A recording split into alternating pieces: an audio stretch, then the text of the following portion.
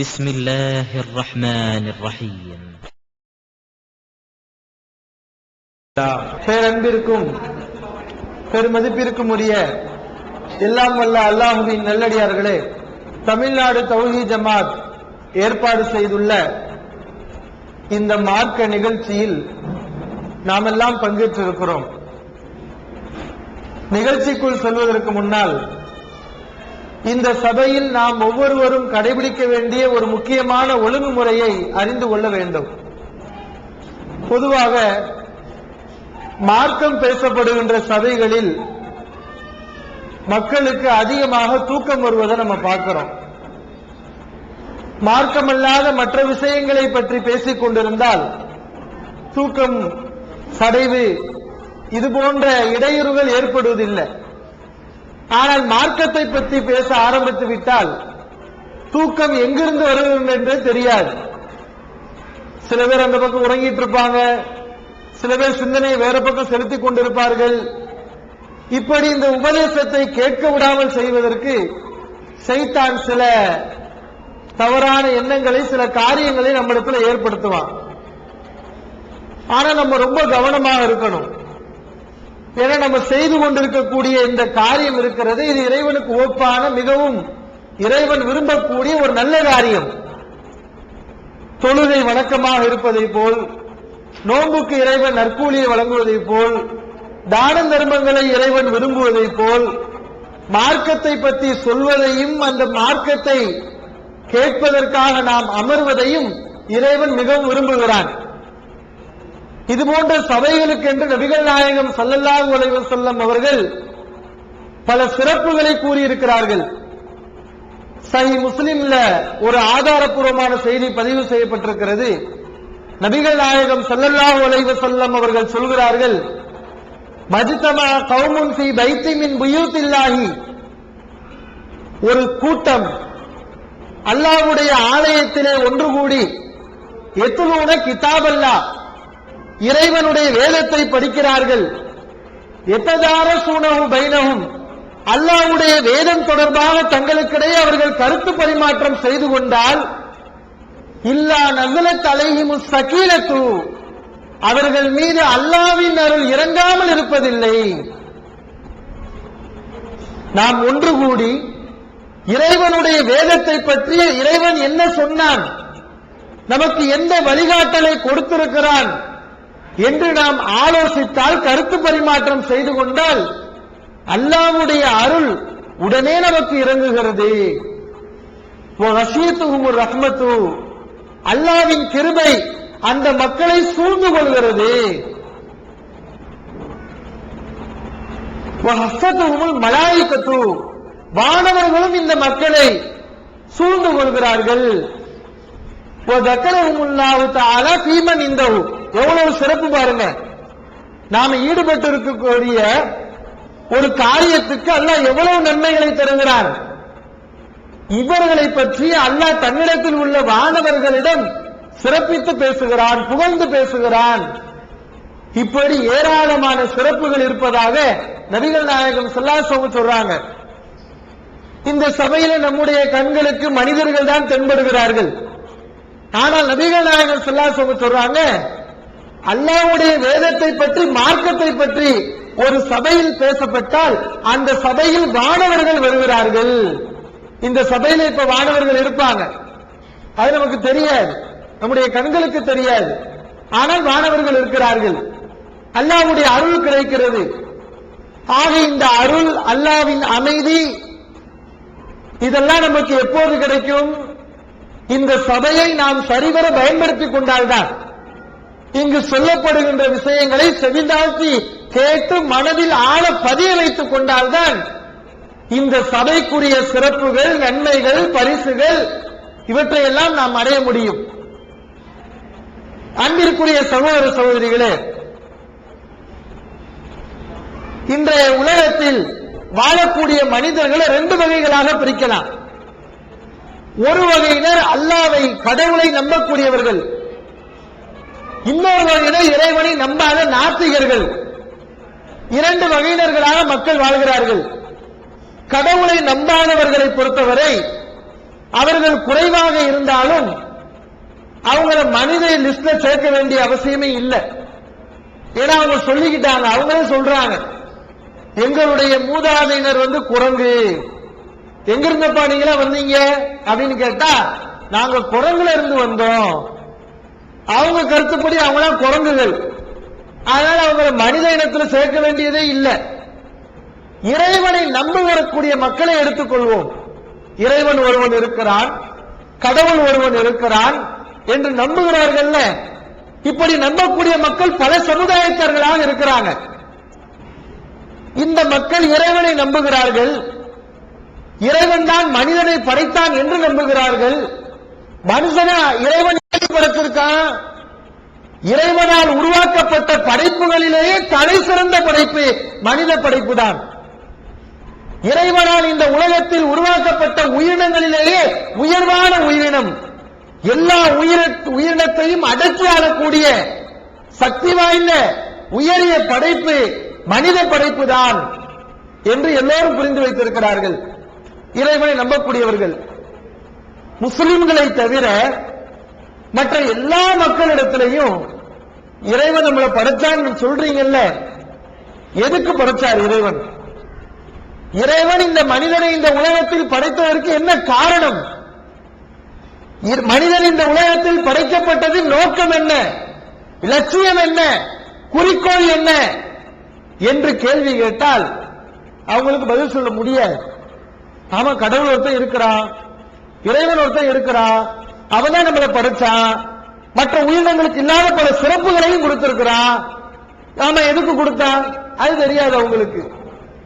இவர்களை பார்த்துதான் அல்லாஹ் திருமறை குர்ஆன்ல கேட்கிறான், அம் ஹஸிபத்தும் அன்னமா ஹலக்னாக்கும் அபஸா, உங்களை எந்த நோக்கமும் குறிக்கோளும் லட்சியமும் இல்லாமல் விளையாட்டாக சும்மா இந்த உலகத்துல படைச்சு அப்படியே மூத்தா போறது, இதுக்காண்டி நீங்கள் படைக்கப்பட்டிருக்கிறீர்கள் என்று நீங்கள் நினைக்கிறீர்களா? எந்த நோக்கமும் இல்லாமல் நீங்கள் படைக்கப்பட்டிருக்கிறீர்களா? இல்லை, ஒரு உயர்வான உன்னதமான ஒரு நோக்கத்துக்காகத்தான் நீங்கள் படைக்கப்பட்டிருக்கிறீர்கள் என்று அல்லாஹ் திருமறை குர்ஆன்ல சொல்லி காட்டுறான். வேறு எந்த மதத்தவர்களாலும் இதுக்கு பதில் சொல்ல முடியாது. ஆனால் முஸ்லிம்களாகிய நாம் இதுக்கு பதில் சொல்ல முடியும். இறைவன் நம்மளை எதுக்கு படைச்சார்னு கேட்டா அதுக்குரிய பதில் நம்மகிட்ட இருக்குது. அது என்ன பதில்? இறைவன் அவன் சொன்ன அடிப்படையில் வாழ்வதற்காகத்தான் நம்மளை படைச்சாரு. குர்ஆன் ஹதீஸ் அடிப்படையில் வாழ்வதற்காகத்தான் இறைவன் மனிதனை படைத்திருக்கிறான். இதுதான் மனித படைப்பின் நோக்கம். அல்லாஹ் திருமறை குர்ஆன்ல சொல்லி காட்டுறான், உமா ஹலக்துல் ஜின்ன வல் இன்ஸ இல்லா லியஅபுதுன், மனித இனத்தையும் ஜின் இனத்தையும் என்னை வணங்குவதற்காகவே தவிர வேறு எதற்காகவும் நான் படைக்கவில்லை. அல்லாஹ் மனித சமுதாயத்தை எதுக்கு படைச்சிருக்கிறான்? அவனை வணங்குறதுக்காண்டி படைச்சிருக்கிறான். இப்ப நமக்கு ஒரு சந்தேகம் வரலாம், அல்லாஹ்வை வணங்குறது தான் நம்ம படைக்கப்பட்டிருக்கோம் சொன்னா 24 மணி நேரமும் பள்ளிவாசல்ல தொழுது கொண்டிருக்கணுமா? அப்படிதான் நம்ம புரிஞ்சு வச்சிருக்கோம். வணக்கம்னு சொன்னா தொழுகை என்று பல பேர் புரிந்து வைத்திருக்கிறார்கள். அத அல்லாஹ் சொல்லல.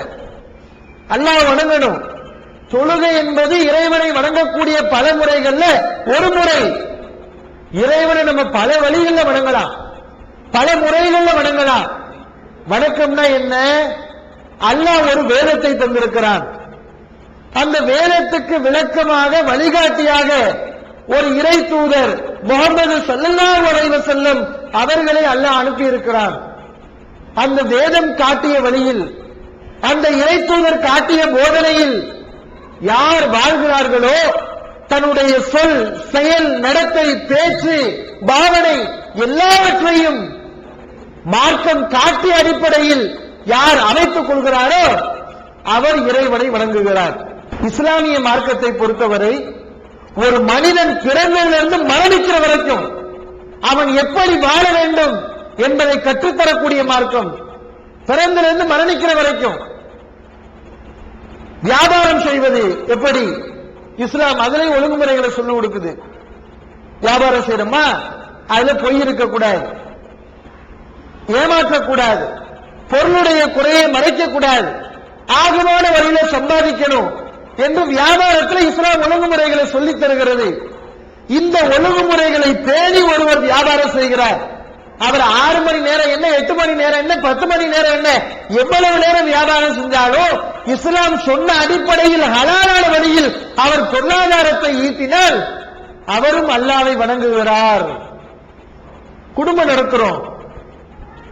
கணவன் மனைவிக்கு செய்ய வேண்டிய கடமைகள் என்ன, மனைவி கணவனுக்கு செய்ய வேண்டிய கடமைகள் என்ன, இதை இஸ்லாம் காட்டித் தருகிறது. இந்த கடமைகளை புரிந்து கடமை தவறாமல் ஒருவர் குடும்பத்தை நடத்தினால் குடும்பத்தில் கடமையை பேணக்கூடிய மனைவி அல்லாஹ்வை வணங்குகிறாள். குடும்பத்தில் கடமைகளை பேணி நடக்கக்கூடிய கணவன் அல்லாஹ்வை வணங்குகிறான். பிள்ளைகள் பெற்றோருக்கு செய்ய வேண்டிய கடமைகள், பெற்றோர்கள் பிள்ளைகளுக்கு செய்ய வேண்டிய கடமைகள், இதெல்லாம் ஒருவர் சரியா செஞ்சா அவர் குடும்பத்தை கவனித்தாலும் அங்கேயும் அவர் அல்லாஹ்வை வணங்குகிறார். அண்டை வீட்டாருக்கு செய்யக்கூடிய கடமை, உறவினர்களுக்கு செய்யக்கூடிய கடமை, இப்படி இஸ்லாம் மனிதனுக்கு சொல்லித்தராத துறை ஏதாவது உண்டா? இஸ்லாம் பேசாத ஒரு துறை ஏதாவது இருக்கிறதா? கிடையாது. மனிதன் சம்பந்தப்படக்கூடிய, மனிதன் சந்திக்கக்கூடிய ஒவ்வொரு விஷயங்களிலும் மனிதன் எப்படி நடந்து கொள்ள வேண்டும் என்ற வழிகாட்டலை இந்த மார்க்கம் கற்றுத் தருகிறது. அன்றாட வாழ்க்கையில அடிக்கடி நம்ம செய்யக்கூடிய ஒரு காரியம் தான் உணவு உண்ணக்கூடிய காரியம். இதுலயும் இஸ்லாம் ஒழுங்குமுறைகளை சொல்லித் தருது. சாப்பிட போறோம், கையை கழுவிக்கொண்டு சாப்பிட வேண்டும், உன்னை வலது கையால் நீ சாப்பிட வேண்டும், உணவு தட்டுக்கு அருகில் இருந்து சாப்பிட வேண்டும், சாப்பிடுவதற்கு முன்னால் அந்த உணவை தந்தானே அந்த இறைவனை நீ நினைக்க வேண்டும், உணவை சிந்தாமல் சிதறாமல் வீணடிக்காமல் உண்ண வேண்டும். நீ சாப்பிடும் போது உன்னுடைய பக்கத்து வீட்டுக்காரன் சாப்பிட்டானா, அவன் பசித்திருக்கிறானா என்பதையெல்லாம் அறிந்து அவன் பசியோடு இருந்தால் அவனுக்கும் ஒரு கவலை உணவை கொடுத்து விட்டு நீ சாப்பிட வேண்டும்.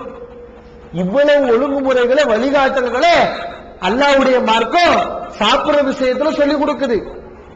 சாப்பிட்டதுக்கு பின்னாடி அல்ஹம்துலில்லாஹ் சொல்லு, அல்லாஹ்வை நினைவுகூர் பார்க்க சொல்லிக் கொடுக்குது. இப்படி தூங்குறது, இயற்கை கடனை நிறைவேற்றுவது, இல்லற வாழ்க்கையில் ஈடுபடுவது, ஒவ்வொரு விஷயங்களிலும் மனிதன் பிறந்ததிலிருந்து மரணிக்கிற வரைக்கும் ஒரு மனிதன் எப்படி வாழ வேண்டும் என்பதை கற்றுத்தரக்கூடிய மார்க்கம் இந்த இஸ்லாமிய மார்க்கம் இல்லையா? வேறு மதத்தவர்களால் இதுக்கு பதில் சொல்ல முடியாது. கடவுள் நம்மளை எதுக்கு படைச்சாருன்னு கேட்டா அவங்களோட ஆன்சர் இல்ல. ஏன் இல்ல? அந்த மதங்கள் எல்லாம் வெறுமனே ஆன்மீகத்தை பேசும். என்ன பேசும்? கடவுளை எப்படி நம்புறது, கடவுள் என்ன செய்வாரு, அதை மட்டும் சொல்லும். ஆனா அல்லாஹ்வுடைய மார்க்கம் இஸ்லாம் என்ன? அல்லாஹ்வை எப்படி நம்பணும் அதையும் சொல்லித் தரும், மறுமையை நீ எப்படி நம்பணும் அதையும் சொல்லித் தரும், சொர்க்க நரகத்தை நம்ப அதையும் சொல்லித் தரும். அதோட மட்டும் நிக்காம இந்த உலகத்தை நீ எப்படி வாழணும், நீ எப்படி குடும்பம் நடத்தணும், நீ அரசியலுக்கு போறியா உன்னுடைய அரசியல் எப்படி இருக்கணும், நீ பொதுநல காரியங்கள் ஈடுபடுகிறாயா அப்போது உன்னுடைய நடத்தைகள் எப்படி இருக்க வேண்டும், இப்படி ஒவ்வொரு விஷயங்களையும் கற்றுத்தரக்கூடிய மார்க்கம், அற்புத மார்க்கம், அற்புதமான வழிகாட்டல்களை கொண்ட மார்க்கம் தான் அல்லாஹ்வுடைய மார்க்கம், இஸ்லாமிய மார்க்கம். இந்த இறைவனுடைய கோட்பாடுகள் அடிப்படையில், அல்லாஹ்வுடைய சட்டத்திட்டங்கள் அடிப்படையில் நாம் வாழ்வதற்காகத்தான் அல்லாஹ் இந்த உலகத்தில் படைச்சிருக்கான். இந்த உலகத்தில் அல்லாஹ் நம்மளை படைச்சது எதற்கு? அல்லாஹ் சொன்ன ரூல் அடிப்படையில் நம்ம வாழ்றோமா என்பதை அவர் சோதிப்பான். திருமறை குர்ஆன்ல அல்லாஹ் சொல்லி காட்டுறான், அல்லதீ ஹலக்கல் மௌத வல் ஹயாத லியப்லுவக்கும் அய்யுக்கும் அஹ்ஸனு அமலா. இறைவன் உங்களுக்கு இறப்பையும் பிறப்பையும் ஏற்படுத்தி இருக்கிறான். எதுக்கு தெரியுமா? இந்த உலகத்தில் மனிதர்களாகிய நீங்கள் பிறக்கிறீங்களே, உங்களுக்கு மரணம் ஏற்படுகிறது, பிறப்பு ஏற்படுகிறது. எதுக்கு இந்த உலகத்தில் நீங்க பிறக்கிறீங்க? உங்களுக்கு மௌத்துன்னு ஒண்ணு ஏற்படுது. எதுக்கு? உங்களில் யார் இந்த உலகத்தின் நல்ல காரியங்களை செய்கிறார் என்பதை சோதிப்பதற்காக. இது ஒரு சோதனை கூட, அவ்வளவுதான். இந்த உலக வாழ்க்கை ஒரு சோதனை கூட, ஒரு பயிற்சி களம். இங்கே நம்ம பாடுபட வேண்டும். இதுவே வாழ்வதற்குரிய ஊர் அல்ல, வாழ்வதற்குரிய இடம் அல்ல. இது நம்ம பாடுபடுவதற்காண்டி வந்திருக்கிறோம். இந்த உலகத்தை நம்ம என்ன முயற்சி செய்கிறோமோ, எதை பயிர் செய்கிறோமோ அதை மறுமையில் நாம் அறுவடை செய்வோம். இந்த உலகத்தில் நாம் செய்யக்கூடிய காரியங்களுக்கு பரிசு தரக்கூடிய வாழ்க்கை தான் மறு உலக வாழ்க்கை. இந்த உலக அற்பமான உலகம், அழிந்து போயிடும், நிலையானதல்ல. கொஞ்ச நாள், சொற்ப நாள். உலகத்தில் உள்ள எல்லாம் அழியக்கூடியது. மௌத்தா போயிருவோம். ஆனா மறுமை வாழ்க்கை மரணம் இல்லாத வாழ்க்கை, நிலையான வாழ்க்கை, உன்னதமான வாழ்க்கை. அந்த மறுமை வாழ்க்கையை நாம் தேர்வு செய்வதற்காக, மறுமை வாழ்க்கையை முடிவு செய்வதற்காகத்தான் இந்த உலகத்துக்கே நாம் அனுப்பப்பட்டிருக்கிறோம். இதன் முதல் நம்ம புரியணும். ஏன்னா மனிதர்கள் நிறைய பேரு நம்ம எதுக்கு படைக்கப்பட்டோன்னு புரியாம இருக்கிறாங்க. இந்த உலகத்துல நம்ம உயிரோட இருக்கிறோமே, அல்லாஹ் நமக்கு ரிஸ்க் கொடுக்கிறான், உணவு கொடுக்கிறான், எல்லா வசதிகளையும் கொடுத்திருக்கான். எதுக்கு கொடுத்திருக்கிறான்? அவரை வணங்குறதுக்கு. அல்லாஹ் இந்த சூரியனை படைத்தது, சந்திரனை படைத்தது, கால்நடைகள், பறவைகள், ஜீவராசிகள், காற்று, நீர், நிலம், நெருப்பு எல்லாவற்றையும் இறைவன் எதுக்கு படைச்சான்? மனுஷனுக்காண்டி படைச்சான். அந்த மனுஷனை எதுக்கு படைச்சான்? அவனை வணங்குறதுக்காண்டி படைச்சான். அவன் சொன்ன கட்டளைகளுக்கு கட்டுப்பட்டு வேதத்தின் அடிப்படையில் அவன் அனுப்பிய தூதர் காட்டி தந்த வழி அடிப்படையில் வாழ வேண்டும் என்பதற்காண்டிதான் அல்லாஹ் மனுஷனை படைச்சான். ஆனா மனுஷங்க என்ன செய்யறாங்க? அல்லாஹ் படைத்த சூரியன், சந்திரன், நீர், நிலம், காற்று, நெருப்பு, கால்நடைகள், பறவைகள், கடல்வாழ் உயிரினங்கள் எல்லாவற்றையும் சகல வசதிகளையும் அனுபவிக்கிறாங்க இல்லையா? ஆனா இதெல்லாம் அல்லாஹ் எதுக்கு கொடுத்தான்? அவன் தந்த வேதத்தின் அடிப்படையில் வாழ்றதுக்கு தானே, குர்ஆன் ஹதீஸ் அடிப்படையில் வாழ்வதற்காகத்தானே. ஆனா அதிகமான மக்கள் அதை மறந்துடுறாங்க. அல்லாஹ் கொடுத்த இந்த சுகங்கள், இன்பங்கள் எல்லாவற்றையும் அனுபவிக்கிறார்கள். ஆனால் இறைவனை மறந்து விடுகிறார்கள். இவர்கள் மறுமையில தோத்து போயிருவாங்க. 60 வருஷம் 50 வருஷம் இந்த உலகத்தில் வாழ்றாங்க. அவங்க வாழ்ந்த வாழ்க்கையில என்னத்தை செஞ்சிருக்காங்கன்னு பார்த்தா, இந்த உலகத்தில் பிறந்திருக்கிறாங்க, வளர்ந்திருக்கிறாங்க, பொருளாதாரத்தை தேடி இருக்கிறாங்க, நிறைய சம்பாதிச்சிருக்கிறாங்க, கல்யாணம் பண்ணி குழந்தை குட்டிகளை பெற்றிருக்கிறாங்க, கடைசியில் மௌத்தா போயிருக்கிறாங்க. இது மட்டும் தான் அவங்க வாழ்க்கையில் இருக்குது. நிறைய மக்களுடைய வாழ்க்கையில ஒரே உலகத்துக்கு வந்தது, அனுபவிச்சது, சாப்பிட்டது, கடைசியில் மௌத்தா போனது, இது மட்டும் தான் இருக்குது. தொழுகை இருக்குதா? நோன்பு இருக்குதா? தான தர்மம் இருக்குதா? மறுமை வாழ்க்கைக்கு தேவையான சாதனங்கள் ஏதாவது செஞ்சிருக்காங்களா? அதை எதையும் பார்க்க முடியல. அப்ப இது என்ன வாழ்க்கை? இது அல்லாஹ் இதுக்கு ஒண்ணு படைச்சா? சாப்பிடுறது, குழந்தை குட்டியில பெத்துக்கிறதுன்னு இது ஆடு மாடு செய்யுதே. ஆடு மாடு இந்த உலகத்துக்கு வருது, அதுவும் நல்லா சாப்பிடுறது, வளருது, அதுவும் குழந்தை குட்டிகளை பெத்துக்கிறது. சொல்ல போல இந்த விஷயத்தை நம்மளை விட அது ரொம்ப எக்ஸ்ட்ரீமேட்டா இருக்குது. நம்ம ஒரு பிரசவத்துல ஒரு குழந்தைய பெத்தெடுப்போம். ஆனா இந்த நாயை பாருங்க, பூனைய பாருங்க, அதெல்லாம் ஒரு பிரசவத்துல டஜன் கணக்கில் பெத்து போடுது. அப்ப இதுதான் மனித படைப்புடைய நோக்கம் சொன்னா, நாய் நமக்கு எவ்வளவோ தேவலை, மற்ற ஜீவராசிகள் எவ்வளவோ தேவலை. வீடு கட்டுறதா நோக்கம்? அதெல்லாம் செய்யலாம், அல்ல அனுமதிச்சிருக்கிறான். ஆனா அது மட்டுமா நோக்கம்? இது மட்டுமே வாழ்க்கை, வேறொரு வாழ்க்கை இல்ல என்பது மாதிரி மக்கள் வாழ்றத பார்க்கிறோம். அது கிடையாது. நபிகள் நாயகம் ஸல்லல்லாஹு அலைஹி வஸல்லம் சொன்னாங்களே, அந்த பிரார்த்தனை இங்க நம்ம நினைவு கூறணும். அல்லாஹும்ம லா ஐஸ இல்லா ஐஸுல் ஆகிரா. இறைவா, வாழ்க்கை என்பது மறுமையின் வாழ்க்கையை தவிர வேறு எதுவும் வாழ்க்கை இல்லை. வாழ்க்கை என்று சொன்னால் அதுதான் வாழ்க்கை. அப்ப இது வாழ்க்கையே கிடையாதுன்னு சொன்னாங்க நபி ஸல்லல்லாஹு அலைஹி வஸல்லம். நம்ம இங்க வாழ்றது எதுக்கு? மறுமைக்காகத்தான் இங்க வாழ்றோம். அல்லாஹ் நமக்கு அவகாசம் கொடுத்திருக்கிறானே, எதுக்கு கொடுத்திருக்கிறான்? மறுமை வாழ்க்கைக்காகத்தான் அல்லாஹ் இந்த பூமியை படைச்சிருக்கான், இந்த பூமியில நம்மளை படைச்சிருக்கிறான். நம்ம என்ன செய்யறோங்கிறத பார்த்து மறுமையில ஜட்ஜ்மெண்ட் தருவான். அதுக்குதான் நம்மளை படைச்சிருக்கிறான். இது எவ்வளவு மக்கள் புரிகிறார்கள்? அல்லாஹ்வுடைய முஸ்லிம்கள் பேர் இருக்குது, அவ்வளவுதான். அப்துல் காதர், பாத்திமான்னு பேர் இருக்குது. இஸ்லாமிய கொள்கை உறுதி இருக்குதா? அல்லாஹ் சொன்ன சட்டத்திட்டத்தில் பேர்கள் இருக்குதா? பிடிப்பு இருக்குதா? அதை பார்க்க முடியல. ஒரு துன்யா மார்க்கமா என்று வரும்போது துன்யாவை தேர்வு செய்கிறார்கள், மார்க்கத்தை புறந்தள்ளி விடுகிறார்கள். இது எப்படி இருக்குதுன்னு சொன்னா, வெளிநாட்டுக்கு போறாங்க, நம்ம கணவன்மார்கள் வெளிநாட்டுக்கு சம்பாதிக்கிறதுக்காண்டி போறாங்கன்னு வைங்களேன். அங்க உள்ள ஒரு நிறுவனம், வேலை கொடுத்த நிறுவனம், வேலை செய்பவருக்கு தேவையான எல்லா வசதிகளையும் செஞ்சு கொடுக்கிறாங்க. சாப்பிடுற வசதி, தங்குற வசதி, சகல வசதிகளையும் சகட்டு வேலைக்கு செஞ்சு கொடுக்கிறாங்க. ஒரு ஆள் வேலைக்கு போனவர் அவ்வளவு வசதிகளை அனுபவிக்கிறார். நல்ல சாப்பிட்டு சாப்பிட்டு தூங்குறாரு, வேலை பார்க்க மாட்டேங்கிறார். இவர் அறிவாளியா? நிறுவனம் தரக்கூடிய எல்லா வசதியும் அனுபவிக்கிறாரு. ஆனா என்ன பெர்பஸுக்காண்டி போனாரோ, என்ன நோக்கத்துக்காண்டி போனாரோ அதை செய்ய மாட்டேங்கிறாரு. இவர் அனுப்பி விட்டுருவாங்க. இவர் முட்டாள்னு சொல்லுவோம். கஷ்டப்பட்டு மனைவியை பிரிஞ்சு குழந்தையை பிரிஞ்சு இவ்வளவு கஷ்டப்பட்டு அங்க போய் இருக்கிறிய, சாப்பிடறதுக்கு அங்க போன, அதை இங்க செய்யலாமே. நீ போன நோக்கம் என்ன? வேலை செய்யறது தானே. அப்ப உலக விஷயங்கள்ல இப்படி நடந்து கொண்டால் அவர் அறிவிலின்னு நம்ம சொல்றோம், விவரம் இல்லாதவரும் சொல்றோம், தோற்று போயிடுவான்னு சொல்லுவோம். அப்ப மறுமை விஷயத்துல ஒரு ஆள் இப்படி நடந்து கொண்டா அவர் மறுமையில வெற்றி பெற முடியுமா? ஆக அன்பிற்குரிய சகோதர சகோதரிகளே, இதை நீங்க கவனத்தில் வையுங்க. அல்லாஹ் மனிதர்களை சொல்றான் திருமறை குர்ஆன்ல, மனிதர்கள் 3 வகையினர் இருக்கிறாங்க. ஒரு வகையினர் ஆடு மாடுகள் மாதிரி, பார்த்தா மனுஷன் மாதிரி இருப்பான். மனுஷன் மாதிரி கண்ணு, மனுஷன் மாதிரி மூக்கு, வாய், காது எல்லாம் மனுஷ தோட்டத்தில் இருக்கும். ஆனா அவனை மனுஷ லிஸ்ட்ல சேர்க்கவே முடியாது. அவனை எங்க சேர்க்கலாம்? ஆடு மாடோட தான் சேர்க்கலாம். அவன் யாரு? இப்ப சொன்னோம்ல, வெறுமனே உலகத்துல வாழ்ந்து உலகத்தை மட்டும் அனுபவித்து செத்து போயிருப்பான். மறுமை வாழ்க்கைக்கு தேவையான எந்த காரியத்தையும் செஞ்சிருக்க மாட்டான். கொள்கையை அவன்கிட்ட பார்க்க முடியாது. குர்ஆன் ஹதீஸுடைய அம்சங்கள் அவன்கிட்ட இருக்காது. அப்ப இவன் யாரு? இவன் ஆடு மாடு மாதிரி. ஏன்னா ஆடு மாடு செய்யற காரியத்தை தானே செய்யறான். அல்லாஹ் சொல்லி காட்டுறான், உலாயிக்க கல்லனாம், இவர்கள் கால்நடைகளை போன்று, லஹும் குலூபுன் லா யஃகஹூன பிஹா, சிந்தனை இருக்கும், ஆனால் அந்த சிந்தனையை வைத்து நல்லதை சிந்திக்க மாட்டார்கள். அல்லாஹ் அறிவை கொடுத்திருப்பான், அறிவை கொடுத்து நல்லதை சிந்திப்பாங்களா? சிந்திக்க மாட்டாங்க. உலகும் ஐனுன் லா யுப்ஸிரூன பிஹா, கண்கள் இருக்கும், அந்த கண்களை வைத்து நல்ல விஷயத்தை பார்க்க மாட்டார்கள். கண்ணை கொடுத்திருப்பான், வெறுமனே இந்த உலகத்தை தான் பார்ப்பாங்களே தவிர மறுமைக்கு தேவையான விஷயங்களை பார்க்க மாட்டாங்க. ஆடு மாடு என்ன செய்து அதைத்தான் செய்வாங்க.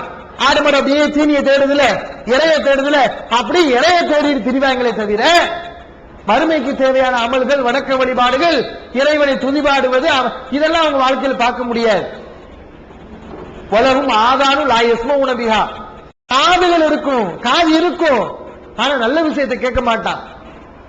இது மாதிரி நல்ல விஷயங்களை கேட்க மாட்டான். இவங்கள ஆடு மாடுகள் மாதிரி என்று அல்லாஹ் சொல்லி காட்டுறான். அப்படிப்பட்ட வாழ்க்கை நம்ம வாழணுமா? இது ஒரு வகையினர். இன்னொரு வகையினர் இருக்கிறாங்க, அது இவனை விட ரொம்ப டேஞ்சரானவன். யாரு? இப்ப சொன்னானே அல்லாஹ் ஆடு மாடு மாதிரின்னு, இவனை விட ரொம்ப மோசமானவன். பல்ஹும் அதல்லும், கால்நடையை விட மோசமானவர்கள். அப்படின்னா மனுஷன் மாதிரி இருப்பான், ஆடு மாட பிறக்கிறது கூட லாயக்கு இல்லாதவன். அவன் ஆடு மாட கூட நம்ம சேர்த்துக்கலாம், ஆனா இவனை சேர்க்க முடியாது. அப்படி மோசமானவன் அல்லாஹ் சொல்றான். நம்ம மனிதர்கள் அப்படி இருக்கிறத நம்ம பார்க்கிறோம். சில விஷயங்களை ஆடு மாடு கூட செய்யாதுங்க, கால்நடைகள் செய்யாது, ஆனா மனுஷன் செய்வான். உதாரணத்துக்கு பாருங்களேன், ஒரு பொருளை சாப்பிட்டா நம்ம செத்து போயிருவோம், அது உடம்புக்கு கேடு என்று தெரிந்து சாப்பிடக்கூடிய ஒரே ஒரு ஜீவன் யாரு தெரியுமா? மனுஷன் மட்டும்தான், வேற எந்த உயிரினமும் கிடையாது. ஆடு மாடு எதையாவது தெரியாம தின்னுட்டு உடம்புக்கு ஏதாவது ஆகி செத்து போகும், தெரியாம சாப்பிட்டு செத்து போகும். ஆனா இதை சாப்பிட்டா உடம்புக்கு ஆகாது, கெடுதல் தரும் என்று தெரிந்து கால்நடைகள் எதையுமே திங்காது, ஆனா மனுஷன் சாப்பிடுவான். பாருங்க, மதுக்கடைகள் எழுதி போட்டிருப்பான், மது வீட்டுக்கு கேடு, நாட்டுக்கு கேடு, குடியை கெடுக்கும். வசனம் எல்லாம் அற்புதமா தான் இருக்குது. அந்த வசனத்தை எழுதி போட்டு அங்கே இங்க குடிக்கிறானே, அதை பார்த்துட்டு போய் சாராயம் குடிக்கிறான், அதை அந்த பேனரை வச்சவனை விற்கிறான். அப்ப இவன் யாரு? ஆடு மாடோட மோசமானவன். அதே மாதிரி நாயை பாருங்க, மனுஷனை கண்டா ஓடும் நாய். நம்ம ஒரு தெருவில் போறோம், நாய் எழுத்தாப்புல வருது, நம்ம இந்த பக்கம் வந்தா அது அந்த பக்கம் ஓடும். ஏன்? நாய்க்கு விளங்குது இவன் நம்மளை அடிச்சிருவான், இவனால தீங்கு செய்ய முடியும், நாய் விளங்கி வச்சிருக்கு. அதே நாய் ஒரு கபரை பார்த்து பயந்து ஓடுமா? மனுஷனை கண்டா ஓடக்கூடிய நாய் கபரை பார்த்து ஓடுமா? ஓடாது. ஏன்னா நாய்க்கு தெரியுது இது சாதாரண கபரு, இது கல்லு, நாய் விளங்கி வச்சிருக்கு. ஆனா மனுஷன் என்ன செய்யறான்? அந்த கபூர்ல போய் பச்சை பொருளையை போத்துறான், அங்க போய் பூவை போடுறான், சந்தனத்தை தெளிக்கிறான், தலையை அல்லாஹ்வுக்கு சஜ்ஜா செய்ய வேண்டிய அந்த காரியத்தை அந்த கபூர்ல போய் செய்யறான். இந்த பாச்சாம் பள்ளி எல்லாம் உளுந்து வீச்சம் எடுத்து போய் இருக்குமே அந்த எண்ணெய், அந்த எண்ணெயை தூக்கி சாப்பிடுறான். இந்த மாதிரியான காரியங்களை செய்யறான். இப்ப இவன் யாரு? நாய் கூட இந்த காரியத்தை செய்யாதப்பா, நாய் கல்லுன்னு விளங்கி வச்சிருக்கே, நீ கல்ல சக்தி உள்ள இறைவனுடைய அந்தஸ்துல வச்சிருக்கிய, அப்ப நீ யாரு? நாயோட மோசமானவன் தானே. ஆக இவங்க ஒரு வகையினர்கள். ரெண்டு வகையினர்கள் வழிகட்டவங்க. மூணாவது ஒரு வகையினர் இருக்கிறாங்க. அவங்கதான் உண்மையிலே மனிதர்களாக பிறப்பதற்கு லாயக்கு உள்ளவங்க. அவங்கதான் மனிதர்களாக பிறப்பதற்கு தகுதி உள்ளவர்கள். அவங்களை பத்தி அல்லாஹ் குர்ஆன்ல சொல்றான், வல் அஸ்ர், காலத்தின் மீது சத்தியமாக, இன்னல் இன்சான லஃபீ குஸ்ர், நிச்சயமாக மனிதன் நஷ்டத்தில் இருக்கிறான். மனுஷனா பிறந்த எல்லாரும் நஷ்டத்தில் இருக்கிறான். ஒரே ஒரு கூட்டத்தார்களை தவிர அவங்க நஷ்டவாளிகள் அல்ல, அவர்கள் வெற்றிக்குரியவர்கள், நன்மைக்குரியவர்கள், பாராட்டுக்குரியவர்கள். அவங்க யாரு? இல்லல்லதீன ஆமனு அமிலு சாலிஹாத், இறை நம்பிக்கை கொண்டு நல்லறங்களை செய்கிறார்களே இவர்களை தவிர இவங்க வெற்றியாளர்கள் என்று அல்லாஹ் சொல்றான். அப்ப நம்ம எந்த மூணு வகையினர்ல எந்த வகையினரா இருக்கணும்? ஆடு மாடு மாதிரி இருக்கலாமா? அப்படி இருக்கக்கூடாது. கால்நடையோட மோசமா இருக்கலாமா? அப்படி இருக்கக்கூடாது. உண்மையிலே மனித பிறப்புக்கு தகுதியானவர்களாக இருக்கணும். ஈமான் கொள்ளணும், அல்லாஹ்வை நம்பணும், அல்லாஹ் சொன்ன மாதிரி நல்லமல்களை செய்யணும், அல்லாஹ் சொன்ன சட்ட திட்டங்களை கடைபிடிக்கணும். இப்படி வாழக்கூடியவர்கள் சிறப்புக்குரியவர்கள் என்று அல்லாஹ் சொல்லி காட்டுறான். ஆக அல்லாஹ்வின் நல்லடியார்களே, உலகத்துல வாழக்கூடிய நேரத்துல ஒரு விஷயத்தை நம்ம விளங்கி கொண்டாதான் மறுமையில வெற்றி பெற முடியும். என்ன விஷயம்? நாம இந்த உலகத்துல எதுக்கு வந்தோங்கிறத முதல் விளங்குனீங்கன்னா நம்ம இந்த உலக வாழ்க்கை நம்ம பாலடிச்சிட மாட்டோம். ஏன்னா அல்லாஹ் இந்த உலகத்துல படைச்ச எல்லாமே வீணு, உலகத்துல படைக்கப்பட்ட எல்லாமே அழியக்கூடியது.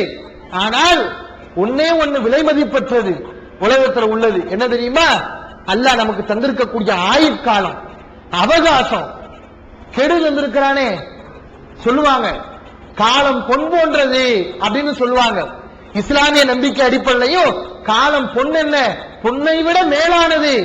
மறுமையில ஒரு அடியான் கேட்பான், இறைவா எப்போ இந்த உலகம் எல்லாம் அழிக்கப்பட்டு அல்லாஹ்ட்ட போயிருவோம்?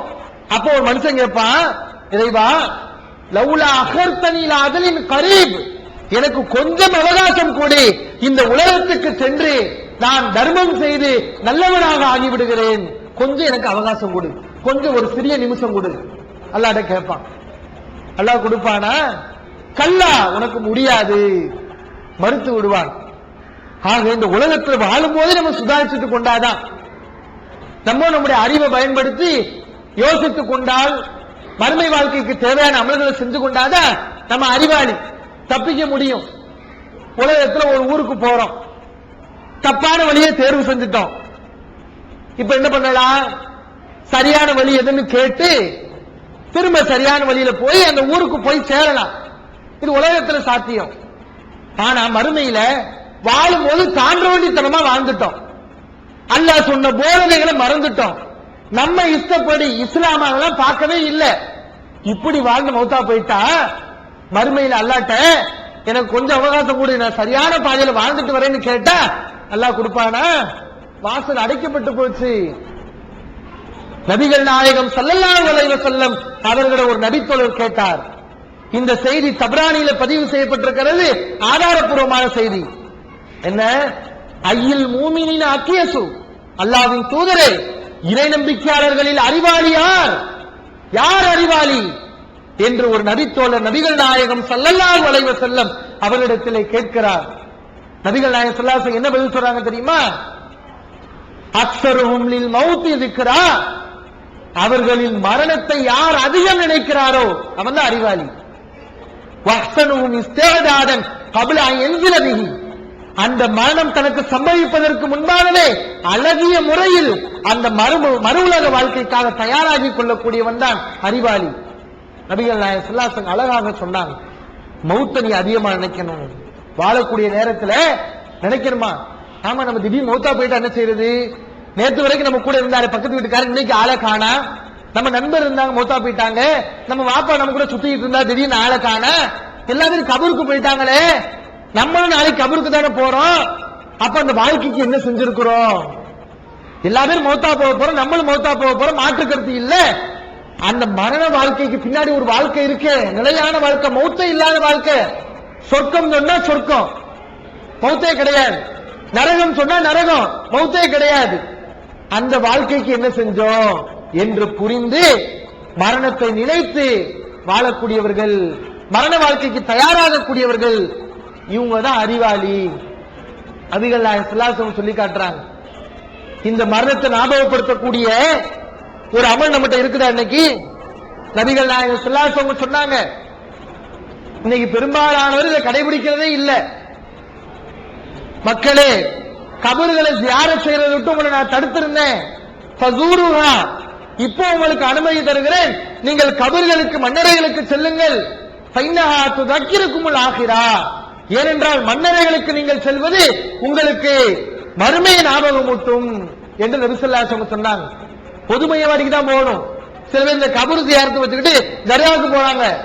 தர்காவுக்கு போனா மௌத்து பயம்லாம் வராது, நரகத்துல போய் தள்ளிட வேண்டியதான், அந்த காரியம் தள்ளிடும். தர்காவுக்கு போக கூடாது, பொதுமையவாடிக்கு போங்கன்னு சொன்னாங்க. ஏன்?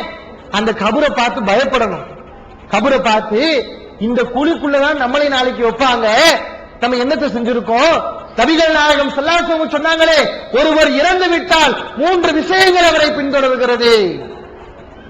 எர்ஜியு இஸ்ரானி வயபகாவாஹிதுன், 2 திரும்பி விடும், ஒன்னே ஒண்ணுதான் அவர் கூட வரும். அவருடைய குடும்பம், அவர் சம்பாதித்த செல்வம் எல்லாம் திரும்பிடும். அவன் இந்த உலகத்தில் வாழும்போது என்ன செஞ்சா அமல்கள், அவனுடைய நல்லமல்கள், அதுதான் அவனோட வரும் என்று சொன்னார்களே. அந்த நல்லமல்கள் நம்ம என்ன செஞ்சிருக்கிறோம் என்று நம்ம சிந்திக்கணும். இதுக்காக நபிகள் நாயகம் ஸல்லல்லாஹு அலைஹி வஸல்லம் இப்பதான் நமக்கு உபதேசம் பண்ணியிருக்கிறாங்க. ஆக மனிதன் படைக்கப்பட்டதனுடைய நோக்கம், இந்த உலகத்தில் அல்லாஹ்வால் நமக்கு அவகாசம் தரப்பட்டதனுடைய நோக்கம், இறைவன் இவ்வளவு சுகங்களையும் இன்பங்களையும் மனிதனுக்கு கொடுத்து அனுமதி என்று சொன்னதுடைய நோக்கம், இந்த உலகத்தில் இறைவன் சொன்ன அடிப்படையில் வாழ வேண்டும், குர்ஆன் ஹதீஸ் அடிப்படையில் வாழ வேண்டும் என்பதுதான். இதை புரிந்து நாம் நடந்து கொள்ள வேண்டும். இந்த நோக்கத்தை நாம் சரிவர நிறைவேற்ற வேண்டும் என்பதற்காகத்தான் தமிழ்நாடு தௌஹீத் ஜமாத் இஸ்லாம் ஓர் எளிய மார்க்கம் என்ற இந்த நிகழ்ச்சியை நடத்துது. இந்த நிகழ்ச்சியுடைய நோக்கம் என்னன்னு சொன்னா, நமக்கு நிறைய சந்தேகங்கள் இருக்கலாம், அந்த சந்தேகங்கள்லாம் தெரிந்து இஸ்லாம் அதற்கு என்ன தீர்வுகளை சொல்கிறது என்பதை புரிந்து அதன் அடிப்படை நம்முடைய ஒவ்வொரு செயல்பாடுகள், சின்ன செயல்பாடாக இருந்தாலும் பெருசா இருந்தாலும் சரி, எல்லாத்தையும் அல்லாஹ்வுக்கு ஒப்பான வழியில அமைத்துக் கொள்ளணும் என்பதற்காக இந்த நிகழ்ச்சி நடத்தப்படுகிறது. இதுல உங்களுக்கு என்ன சந்தேகங்கள் இருந்தாலும் அதை நீங்க கேட்கலாம், உங்களுக்கு விளக்கம் தரப்படும். ஒரு இஸ்லாமியர் மௌத்தா போனதும் அவர் விருப்பத்திற்கிணங்க மருத்துவ கல்லூரிக்கு அவர் உடலை தானம் செய்யலாமா? ஒரு ஆள், ஒரு மனிதர், ஒரு முஸ்லீம் இறந்து விட்டால் அவருடைய உடலை மருத்துவ கல்லூரிக்கு நம்ம தானம் செய்யலாமா அப்படின்னு கேட்கிறாங்க. பொதுவாக உடல் உறுப்புகளை தானம் செய்யறதை பொறுத்தவரை, பிறருக்கு நம்முடைய உறுப்புகள் பயன்படுமையானால் அதை கொடுப்பது மார்க்கத்தில் தப்பு கிடையாது. இன்றைய நவீன காலத்தில் ஒரு மனிதர் இறந்து விட்டால் அவருடைய கண்கள், அவருடைய கிட்னி, இது மாதிரி சில பாகங்களை தனியை பிரிச்சு எடுத்து அதை வேறு யாருக்கு தேவை இருந்தால் அதை அவங்களுக்கு கொடுப்பாங்க. அல்லாஹ் சுப்ஹானஹு வ தஆலா கண்ணுக்கு என்று சிறப்பாகவே சில தன்மைகளையும் கொடுத்திருக்கிறான்.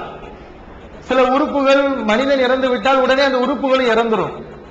ஆனா அல்லாஹ் படைச்ச இந்த கண்ணை பொறுத்தவரை குறிப்பிட்ட சில மணி நேரங்கள் இந்த கண்ணுக்கும் அல்லாஹ் உயிரை கொடுத்திருக்கிறான். ஒரு ஆள் இறந்துட்டா கூட அவருடைய கண்ணுக்கு பவர் போகாது, கண்ணு உயிரோட பவரோட இருந்துகிட்டே இருக்கும்.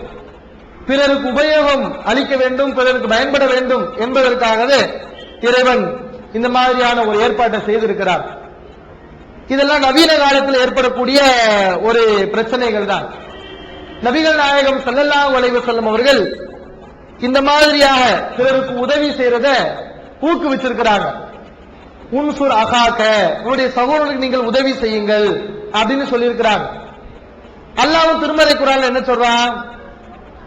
மன் அஹ்யாஹா, யார் ஒரு உயிரை வாழ வைக்கிறாரோ ஃபகன்னமா அஹ்யன்னாஸ ஜமீஆ, அவர் உலக மக்கள் அனைவரையும் வாழ வைத்தவரை போல் என்று அல்லாஹ் திருமறை குர்ஆன்ல சொல்லி காட்டுறான்.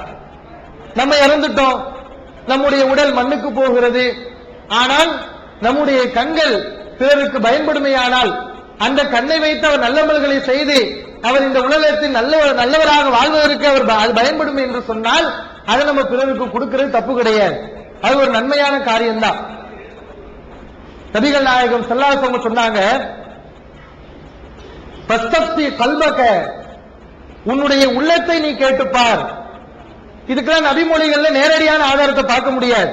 கண் தானம் கூடுமா, உடல் உறுப்புகளை தானம் செய்யலாமா என்ற கேள்விகளுக்கெல்லாம் நேரடியான பதில் இருக்காது. ஏன்னா ரசூல் ஸல்லல்லாஹு அலைஹி வஸல்லம் காலத்துல இது மாதிரியான ஒரு நவீன கண்டுபிடிப்புகள் இல்ல. ஆனா மறைமுகமாக இது தவறு இல்லைங்கிறதுக்குரிய பேசிக் இருக்கும். இத மார்க்கம் எந்த அடிப்படையில் தவறுன்னு சொல்லல, தடை செய்யல. குர்ஆனில் இதுக்கு தடை இல்ல. நபிகள் நாயகம் ஸல்லல்லாஹு அலைஹி வஸல்லம் சொல்றாங்க, வஸ்தப்தி கல்பக, உன்னுடைய உள்ளத்தை நீ கேட்டுப்பார். மா ஹாக்கபி சதரிக்க ஃபஹுவ இஸ்முன், உன்னுடைய உள்ளத்தை எது உறுத்துகிறதோ அது பாவம். உன்னுடைய உள்ளத்தை எது உறுத்தவில்லையோ, உன்னுடைய உள்ளம் எந்த விஷயத்தில் திருப்தி அடைகிறதோ அது நல்ல காரியம்தான் என்று நபிகள் நாயகம் ஸல்லல்லாஹு அலைஹி வஸல்லம் சொல்றாங்க. இந்த கண்டான இந்த மாதிரியான விஷயங்களுக்கு நம்ம வருவோம்.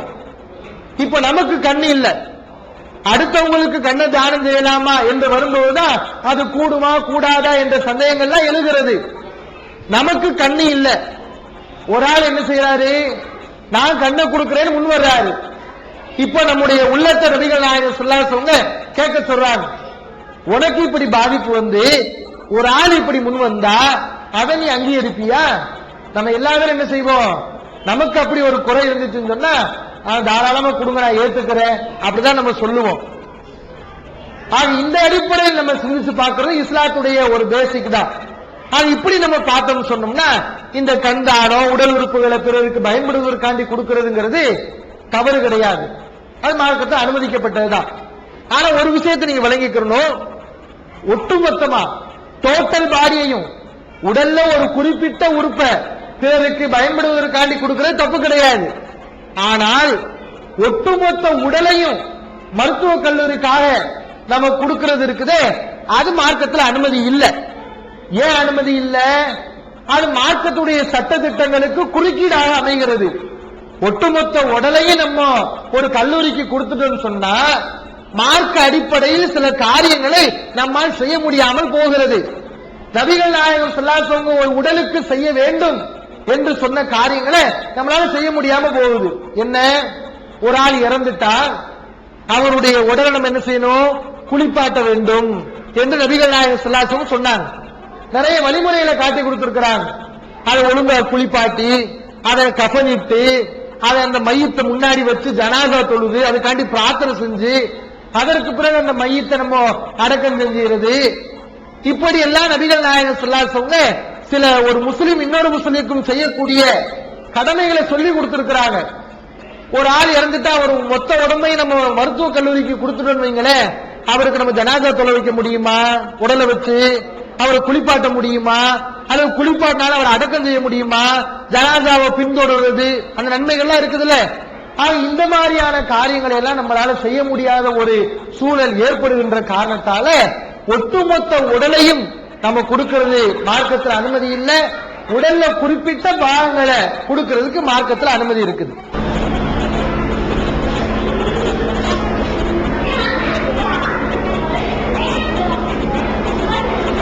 சகோதரருடைய கேள்வி என்னன்னா, தற்கொலை செஞ்சா நரகம்னு இருக்குது ஹதீஸ்கள்ல. ஒரு ஆள் தற்கொலை பண்ணிட்டா அவருக்கு நிரந்தர நரகம். ஒரு நல்ல பெண்மணி கொல்லப்படுகிறார், இவருக்கு சொர்க்கம் கிடைக்குமா என்று கேட்கிறாங்க. இது தற்கொலை டாபிக்கோட சம்பந்தம் இல்லாத ஒரு விஷயமா இருந்தாலும் கொல்லப்படுறது வேற, தற்கொலைங்கிறது வேற. கொல்லப்படுறதை பொறுத்தவரை அநியாயமாக அக்கிரமமாக ஒரு பெண் கொல்லப்பட்டால் அவருக்கு அல்லாஹ் ஷஹீதுடைய அந்தஸ்தை கொடுக்கிறான். நபிகள் நாயகம் ஸல்லல்லாஹு அலைஹி வஸல்லம் சொன்னாங்க, மன் குத்திய தூன மாலிஹி ஃபஹுவ ஷஹீத், யார் தன்னுடைய செல்வத்தை காப்பதற்காக போராடுகிறானோ அவன் ஷஹீத், அவன் உயிர் தியாகி என்று நபிகள் நாயகம் ஸல்லல்லாஹு அலைஹி வஸல்லம் சொன்னாங்க. கொல்லப்படுறோம், ஒருத்தர் நம்ம போய்கிட்டு இருக்கோம், நம்ம செயின் என்ன செய்யறான், பறிக்கிறான், கொன்றுவேன், உன்னுடைய காசை கொடு அதை கொடுன்னு கேட்கிறான். நம்ம அவனோட மல்லு கட்டுற சண்டை போடுறோம், அந்த சண்டையில அவன் நம்ம கொல்லப்படுறோம், அவன் நம்மளை கொண்டுறான். இப்ப மார்க் என்ன சொல்லுது, உனக்கு ஷஹீதுடைய அந்தஸ்து கிடைக்கும் அப்படின்னு சொல்லுது. அதே மாதிரி ஒரு பெண்மணி கற்புக்காண்டி போராடுகிறாள், போராடி அவள் கொல்லப்படுகிறாள். அவளும் ஷஹீத் என்ற அந்தஸ்து என்ன செய்யறாரு, அடைகிறாரு. இந்த அடிப்படையில ஒரு நல்ல பெண்மணி அநியாயமாக கொல்லப்பட்டாரேயானால் அவருக்கும் ஷஹீத் என்ற அந்தஸ்து என்ன செய்யும், கிடைக்கும். அதுல மாற்று கருத்து கிடையாது. ஆனால் அவர் எதற்கு கொல்லப்படுகிறார் என்பதை நம்ம கவனத்தில் வைக்கணும். ஏன்னா சில பேர் இருக்கிறாங்க சமுதாயத்தில், நல்ல பெண்கள் என்று நம்ம நினைப்போம். ஆனா அவங்க மரணிக்கும் போது என்ன செய்வாங்க, தற்கொலையோடு சேர்த்து கேள்வி இருக்கிறதுனால இதை விளக்க வேண்டியது இருக்கிறது. நம்ம நல்ல பெண்மணி தொழுது கொண்டே இருப்பாங்க. ஆனா என்ன செஞ்சிருவாங்க, ஒரு கவலை வரும்போது தாங்க முடியாம தற்கொலை பண்ணிக்கிடுவாங்க. இது கொலையில வராது. கொல்லப்பட்டா உரிய சிறப்பு இருக்குது, அந்த சிறப்புல வராது. இது பாவம் செய்யறது, அல்லாஹ்வுக்கு பிடிக்காத காரியத்தை செய்யறது என்ற அடிப்படையில இது குற்றம். எந்த அளவுக்கு நபிகள் நாயகம் ஸல்லல்லாஹு அலைஹி வஸல்லம் கண்டிச்சிருக்கிறாங்க. புகாரி ஷரீஃப்ல நம்ம ஹதீஸ் பார்க்கிறோம். யார் ஒருவர் மலையிலிருந்து குதித்து தற்கொலை செய்கிறாரோ மறுமையில் அவர் தொடர்ந்து மலையிலிருந்து குதித்துக் கொண்டே இருப்பார். அதான் அவருக்கு தண்டனை. மலையிலிருந்து ஒரு ஆள் குதிச்சு தற்கொலை பண்ணிக்கிட்டாரு, அவருக்கு மறுமையில் தண்டனை என்ன, மலையிலிருந்து குதிச்சுக்கிட்டே இருப்பார், சாகவே மாட்டாரு. இப்படி அவருக்கு தண்டனை. கத்தியால குத்தி யாரு தற்கொலை பண்றாரோ மறுமையில் அவர் கத்தியால திரும்ப திரும்ப திரும்ப குத்திக்கிட்டே இருப்பாரு. யார் விஷம் சாப்பிட்டு தற்கொலை பண்றாரோ மறுமையில விஷம் சாப்பிட திரும்ப நுர தள்ளி சாவ, இந்த மாதிரி அவர் தொடர்ந்து வேதனை செய்யப்படுவார் என்று நபி ஸல்லல்லாஹு அலைஹி வஸல்லம் சொல்றாங்க. அதே மாதிரி நபிகள் நாயகம் ஸல்லல்லாஹு அலைஹி வஸல்லம் சொன்னாங்க, யார் தற்கொலை செய்றாரோ அவன் நரகத்தில் காலிதன் முஹல்லதன் ஃபீஹா அபதா, நரகத்தில் என்றென்றும் நிரந்தரமாக நிலையாக இருப்பான் என்று சொல்லி இருக்கிறாங்கன்னு சொன்னா, இந்த தற்கொலை விஷயத்துல நம்ம ரொம்ப கவனமா இருக்கணும். ஏன்னா சமுதாயத்துல பல பேருக்கு விழிப்புணர்வே இல்ல. என்ன செய்யறாங்க, தொழுகிறாங்க, வணக்க வழிபாடு அதெல்லாம் இருக்குது. ஆனா ஒரு கஷ்டம் வரும்போது, நஷ்டம் வரும்போது அதை தாங்கிக் கொள்ளக்கூடிய மனப்பக்குவம் இல்லாம உயிரை மாய்த்துக் கொள்கிறார்கள். அல்லாஹ்வுக்கு இது பிடிக்காது. அல்லாஹ் எந்த அளவுக்கு கண்டிக்கிறான். தற்கொலை செஞ்சவனை பார்த்து அல்லாஹ் சொல்றானா, பாதரணி அப்தி, என்னுடைய அடியான் என்னை முந்தி விட்டான். அவன் உயிரை எடுக்கிறது நான் தான். அவன் உயிரை எப்ப எடுக்கணும், எப்ப மௌத்த கொடுக்கணும், அதெல்லாம் நான் தான் முடிவு செய்வேன். ஆனா இந்த அடியான் என்னுடைய முடிவுக்கு முன்னாடி அவன் உயிரை அவனே மாய்த்துக் கொண்டு முந்தி விடுகிறான். ஹர்ரம்து அலைஹில் ஜன்னா, அவனுக்கு நான் சொர்க்கத்தை ஹராமாக்கி விட்டேன். அல்லாஹ் சொல்றான், அவனுக்கு சொர்க்கத்தை நான் ஹராமாக்கி விட்டேன் என்று அல்லாஹ் சொல்றாங்கன்னா, அப்ப இந்த தற்கொலைங்கிற பாவத்தை நம்ம செய்யலாமா? எந்த அளவுக்கு பாருங்க, தியாகத்துக்காண்டி கொல்லப்பட்டா அல்லாஹ் ஷஹீதுங்கிற அந்தஸ்தை கொடுக்கிறான். ஒரு ஆள் உயிர் தியாகத்தையே செய்யறார், அந்த போருக்கே போறாரு. அந்த தியாகத்தை செய்ய போனவரு தற்கொலை செஞ்சா கூட அல்லாஹ் மன்னிக்க மாட்டானா? எப்படி பாருங்க, தியாகத்துல பெரிய தியாகம் எதுங்க? உயிர் தியாகம் தானே. காசு பணம்லாம் தியாகம் தான். அது எல்லாத்தையும் விட பெரிய தியாகம், தலையாய தியாகம் உயிர் தியாகம் தான். ஏன்னா இந்த உயிர் இருக்கிறனால தானே எல்லா சுகங்களும் அனுபவிக்க முடியும். உயிர் இருந்தாதான் அத்துணை சுகங்களை அனுபவிக்க முடியும். அந்த உயிரே ஒரு ஆள் அல்லாஹ்வுக்காண்டி கொடுக்க வரான்னு சொன்னா அது சாதாரண தியாகம் கிடையாது, பெரிய தியாகம் தான், அளப்பெரிய தியாகம். நபிகள் நாயகம் ஸல்லல்லாஹு அலைஹி வஸல்லம் காலத்துல ஒரு ஆள் என்ன செய்யறாரு, தியாகம் செய்ய முன்வர்றாரு, போர்ல கலந்துக்கிறாரு, எதிரிகளை எல்லாம் சரமாரி வீழ்த்துகிறார். மக்கள் ஆச்சரியப்படுறாங்க, என்ன மாதிரி போர் செய்யறாரு, நம்மளாம் இப்படியா போர் செய்யறோம்? போர்க்களத்துல மவுத்துக்கு பயப்படாம இந்த மாதிரி அவர் இறங்கி போர் செய்யறாரு என்று மக்கள் ஆச்சரியப்படுறாங்க. நபிகள் நாயகம் ஸல்லல்லாஹு அலைஹி வஸல்லம் சொல்றாங்க, இவர் நரகவாசின்னு சொல்றாங்க. யாரை பார்த்து? வீரதனமா போர் செய்யறாரு, அவரை நரகவாசி நபிகள் நாயகம் ஸல்லல்லாஹு அலைஹி வஸல்லம் சொல்றாங்க. இப்ப சஹாபாக்கள் ஆச்சரியம். இந்த செய்தி புகார்ல பதிவு செய்யப்பட்டிருக்கு. சஹாபாக்கள் ஆச்சரியப்பட்டு அந்த நபி தோழரை பின்தொடர்றாங்க. இவர் நரகவாசியில இவர் என்ன செய்ய போறாரு பார்க்கிறாங்க. அல்லாஹ்வுக்காண்டி தன்னுடைய உயிரை தியாகம் செய்ய முன்வந்தவர், அவருடைய கை வெட்டுப்படுது, வேதனை தாங்க முடியல. அந்த காயத்தால் என்ன செய்யறாரு, வாளை நட்டு வச்சு அந்த வாள் மேல உளுந்துடுறாரு. உளுந்து வாளால குத்தி தற்கொலை பண்ணிக்கிறார். நபிகள் நாயகம் ஸல்லல்லாஹு அலைஹி வஸல்லம் சொன்னது சரியா பொருந்தி போகுது. தற்கொலை பண்ணா நரகம்னு சொன்னாங்க. இவர் தற்கொலை பண்ணதுனால நரகத்துக்கு போறாரு. போர்ல எதிரிகளை எல்லாம் வீழ்த்துறவரு தற்கொலை செஞ்சதுக்காக நரகத்துக்கு போறாருன்னு சொன்னா, இது அல்லாஹ்வுக்கு பிடிக்காத எவ்வளவு பெரிய நரகத்துல தள்ளக்கூடிய பாவம். இந்த பாவத்தை நம்ம செஞ்சிடக்கூடாது என்பதை கவனத்தில் வைக்கணும். நம்ம நியாயத்துக்காண்டி கொல்லப்பட்டோம்னு சொன்னோம்னா அல்லாஹ் ஷஹீதுடைய அந்தஸ்தை கொடுப்பான், சொர்க்கத்தை கொடுப்பான். ஒரு முஸ்லிம் பிரயாணம் நிமித்தமாக தனது வீட்டிலிருந்து வெளியேறி 25 கிலோமீட்டர் தூரத்தை கடந்துவிட்ட பின்னர் கசர் ஜம்முவாக தொழுவதற்கு வசதி கொடுக்கப்படுகிறது. இது இறைவனின் தரப்பில் இருந்து நமக்கு கொடுக்கப்பட்ட ஒரு வசதி. இதை நாம் 25 கிலோமீட்டர் தூரம் என்று நிர்ணயித்து வைத்துள்ளோம். இந்த தூரத்தை வைத்து பார்க்கும் பொழுது நாம் ரசூலுல்லாஹி ஸல்லல்லாஹு அலைஹி வஸல்லம் அவர்கள் செய்ததை பின்தொடர்ந்துதான் நாம் இதை பின்பற்றுகிறோம். அப்படியானால் ரசூலுல்லாஹி ஸல்லல்லாஹு அலைஹி வஸல்லம் தன்னுடைய இல்லத்திலிருந்து புறப்பட்டு எவ்வளவு குறைந்த தூரத்தில் இந்த ஜம்மு கசரை செயல்படுத்தினார்கள், அந்த இடத்தின் பெயர் என்ன, அதற்குள்ள ஆதாரங்கள் என்ன என்பதை தெரிந்து கொள்ள விரும்புகிறேன். காரணம், இது எனக்கு தெரிந்த விஷயம்தான். இருப்பினும் பிற அகீதாவை சேர்ந்தவர்கள் நம்மை விட அதிக தூரத்தை பின்பற்றுகின்றார்கள். அவர்களிடம் 25 கிலோமீட்டர் போதுமானது, அதை கடந்து விட்டாலே ஜம்மு கசராக தொழுவதற்கு நமக்கு அனுமதி வழங்கப்பட்டுள்ளது என்று கூறினால் அவர்கள் நம்மை பார்த்து நகைக்கிறார்கள், அதற்கு ஆதாரம் கேட்கிறார்கள். எனவே இந்த ஆதாரங்களையும் ரசூலுல்லாஹ் எந்த இடத்தில் கசரு செய்தார்கள், அதனுடைய தூரம் என்ன அவர்களுடைய வீட்டில் இருந்து என்பதை தெரிந்து கொண்டால் அவர்களோடு நாம் பேசும் பொழுது சரியான ஆதாரத்தை கொடுத்து அவர்கள் வாயை அடைக்க வசதியாக இருக்கும். சகோதரருடைய கேள்வி என்னன்னா, பயணத்துல தொழுகையை சுருக்கிக் கொள்வதற்கும் லொஹர் அஸ்ர் தொழுகைகளை சேர்த்து தொழுவதற்கும் மக்ரிப் இஷா தொழுகையை சேர்த்து தொழுவதற்கும் பயனாளிக்கு அனுமதி இருக்குது. இந்த ஜம்மு கசர் என்ற 2 சலுகைகளையும் ஒரு பயனாளி செய்வதாக இருந்தால் 25 கிலோமீட்டருக்கு அப்பால் அவர் பயணம் செய்யணும். அப்பதான் இந்த சலுகை அவர் பயன்படுத்த முடியும் என்று நம்ம சொல்லிக் கொண்டிருக்கிறோம். அவருடைய கேள்வி என்னன்னா, இதுக்கு ஹதீஸ் என்ன ஆதாரம் என்று சகோதரர் அவங்க கேள்வி கேட்கிறாங்க.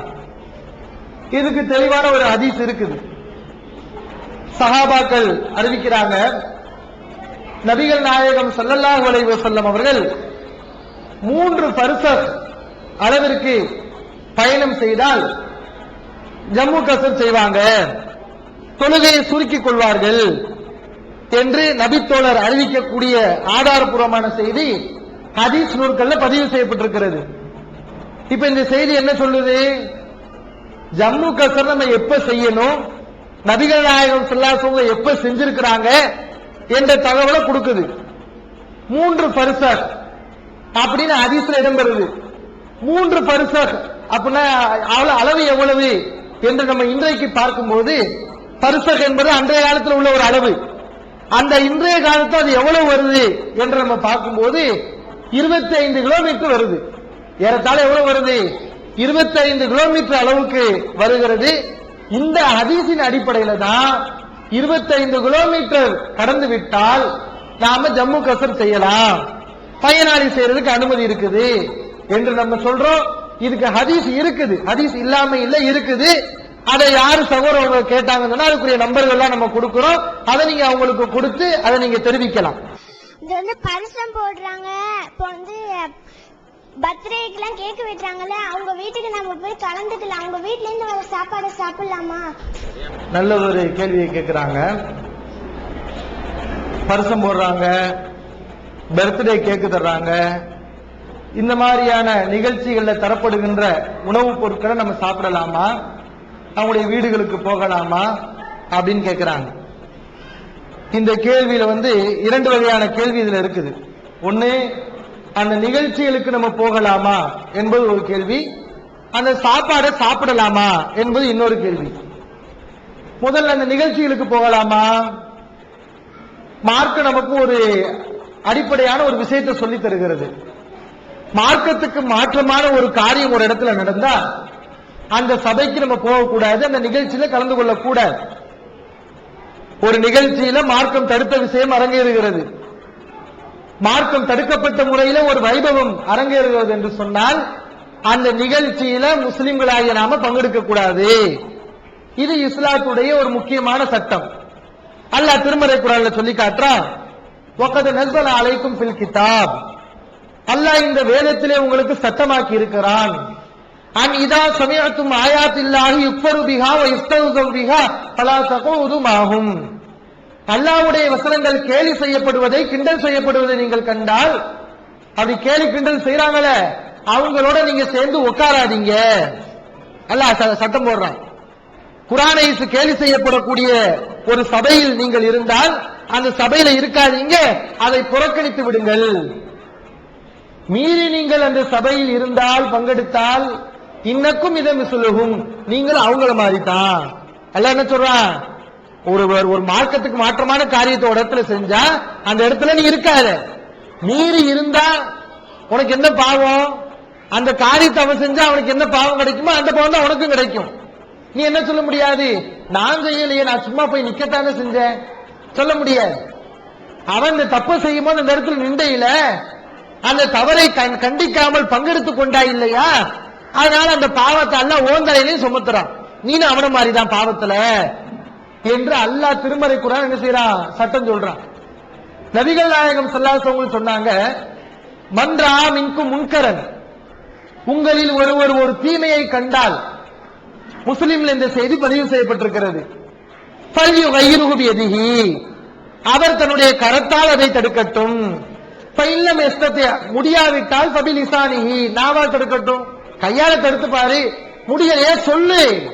ஃபஇல்லம் யஸ்ததி, அதற்கும் முடியாவிட்டால் ஃபபிகல்பிஹி, மனதால் வெறுத்து ஒதுங்கிவிடு என்று நபிகள் நாயகம் ஸல்லல்லாஹு அலைஹி வஸல்லம் சொன்னாங்க. இதுதான் முஸ்லிம்ல பதிவு செய்யப்பட்டிருக்கக்கூடிய ஆதாரப்பூர்வமான செய்தி. நபிகள் நாயகம் ஸல்லல்லாஹு அலைஹி வஸல்லம் என்ன சொல்றாங்க? ஒரு இடத்துல தீமை நடக்குது, அந்த இடத்துக்கு நீ போகலாம். எப்ப போகலாம்? அங்க போய் இதெல்லாம் செய்யக்கூடாது அப்படின்னு உன்னால கையால தடுக்க முடியும்னு சொன்னா, அந்த பவர் இருந்தா அந்த இடத்துல போய் தடுக்கிறதுக்கு போகலாம். எதுக்கு போகக்கூடாது? அந்த காரியத்தை நீங்க நல்லா செய்யுங்கோ அப்படின்னு சொல்லிட்டு வர்றதுக்காண்டி போகக்கூடாது, இதை செய்யாதீங்கன்னு சொல்றதுக்காண்டி போகணும். அதுக்கு உனக்கு முடியல, கையால தடுக்கக்கூடிய சக்தி இல்ல அப்படின்னு சொன்னா அந்த இடத்துக்கு போகலாம். எதுக்கு போகலாம்? இதை செய்யாதீங்கன்னு சொல்றதுக்காண்டி போகலாம். நாம தடுக்க உனக்கு சக்தி இருந்தா சொல்லிட்டாவது வா. அதுக்கும் முடியலையா, அந்த இடத்துக்கு நீ போகவே கூடாது, மனசால வெறுத்து ஒதுக்கிடணும் என்று நபிகள் நாயகம் ஸல்லல்லாஹு அலைஹி வஸல்லம் சொல்றாங்க. இப்போ நல்ல நீங்க கவனிக்கணும், இன்றைக்கு சமுதாயத்துல பரிசம் போடுறாங்க. பரிசம்ங்கிற பேர்ல திருமணத்தை நிச்சயம் பண்ணலாம். நிச்சயம்ங்கிறது என்ன? பெண் வீட்டு சார்பில் சில பேரு, ஆண் வீட்டு சார்பில் சில பேரு, ரெண்டு பேரும் கூடி இன்னைக்கு நம்ம கல்யாணம் பண்ணிக்கிறோம், பொண்ணுக்கு மாப்பிள்ளையை பிடிச்சிக்கிறது, மாப்பிள்ளைக்கு பொண்ணை பிடிச்சிக்கிறது, இத்தனாம் தேதி கல்யாணம், அவ்வளவு முடிஞ்சு போச்சு, இவ்வளவுதானே. ஆனா இன்னைக்கு சமுதாயத்தை என்ன செய்யறாங்க? பரிசுங்கிற பேர்ல எந்த அளவுக்கு பல லட்சக்கணக்கான ரூபாய்களை பரிசுத்துல செலவு செய்யறாங்க. செலவு செய்யறது யாரு? பெண் வீட்டாரு. பெண்களுக்கு நிறைய பேருக்கு சமுதாயத்தில் கல்யாணம் நடக்கிறது இல்ல. கல்யாணத்துக்கு பல கன்னி பெண்கள் ஏங்கி கொண்டிருக்கிறாங்க. ஏன்? கல்யாணத்துல நிறைய சுமைகளை பெண்கள் மீது சமுதாயம் சுமத்தி இருக்கிறது. அதுல ஒரு சுமைதான் இந்த பரிசம் போடுறதுங்கிறது. ஒரு பெண்ணுக்கு கல்யாணம்னா சும்மாவா? சமுதாயத்தில் எப்படி ஆக்கி வச்சிருக்கிறாங்க?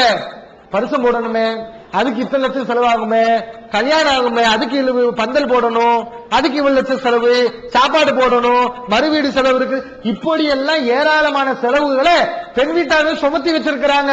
அதுல ஒண்ணுதான் பரிசம். இந்த பரிசத்துல இந்த சாப்பாடுலாம் வச்சிருக்காங்களே, இதெல்லாம் மார்க்கத்தில் அனுமதியா? அப்ப இது கூடாது. அது மாதிரி நிறைய மூட நம்பிக்கைகளை செய்யறாங்க. இப்படி மார்க்கம் தடுத்த காரியங்கள் ஒரு இடத்துல நடந்துச்சுன்னு சொன்னா அந்த இடத்துல நம்ம போகக்கூடாது. அதே மாதிரி பாத்தீங்கன்னா இந்த பிறந்த நாள் விழாவை பத்தி கேட்டாங்க. இது மார்க்கத்தில் உண்டா? பிறந்த நாள் விழா மார்க்கம் காட்டி கொடுக்கல. எல்லா மனுஷனுக்கும் பிறந்திருக்கிற அவ்வளவுதான். பிறந்த நாள் எப்படி திரும்ப வரும்? நம்ம ஒரு நாள் பிறந்துட்டோம், சரி, அந்த அதே நாள் திரும்ப வருமா? வராதே. வருடங்கள் வரும். நம்ம பிறந்த நாளே வருமா?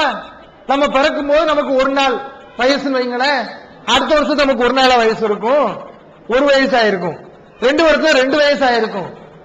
போன நாள் வராது. ஒரு காலம் தவறி போச்சுன்னு சொன்னா அது முடிஞ்சதுதான், அந்த நாள் திரும்ப வராது. அப்ப இது ஒரு போலியான நம்பிக்கை. இந்த பிறந்த நாள் கொண்டாடுற யார் கலாச்சாரம்? முஸ்லிம்களுடைய கலாச்சாரமா? கிறிஸ்தவருடைய கலாச்சாரம். அவங்க அங்கிருந்தா வந்துச்சு. தமிழருடைய கலாச்சாரம் கூட கிடையாது. நம்ம நாட்டில் இருக்காங்களே தமிழர்கள், இந்து சகோதரர்கள், அவங்க கலாச்சாரம் அது. அவங்க கலாச்சாரமும் கிடையாது பிறந்த நாள் கொண்டாடுறது. யாருடைய கலாச்சாரம்? கிறிஸ்தவருடைய கலாச்சாரம். அவங்க தான் என்ன செஞ்சாங்க, ஈசா நபி பிறந்த நாள் அப்படின்னு கிறிஸ்துமஸ உருவாக்குனாங்க. அந்த கிறிஸ்துமஸ்ங்கிற மத பண்டிகையே, அந்த மத நம்பிக்கை எங்க இருந்து உருவாகுது? பிறந்த நாள்ல தான் உருவாகுது.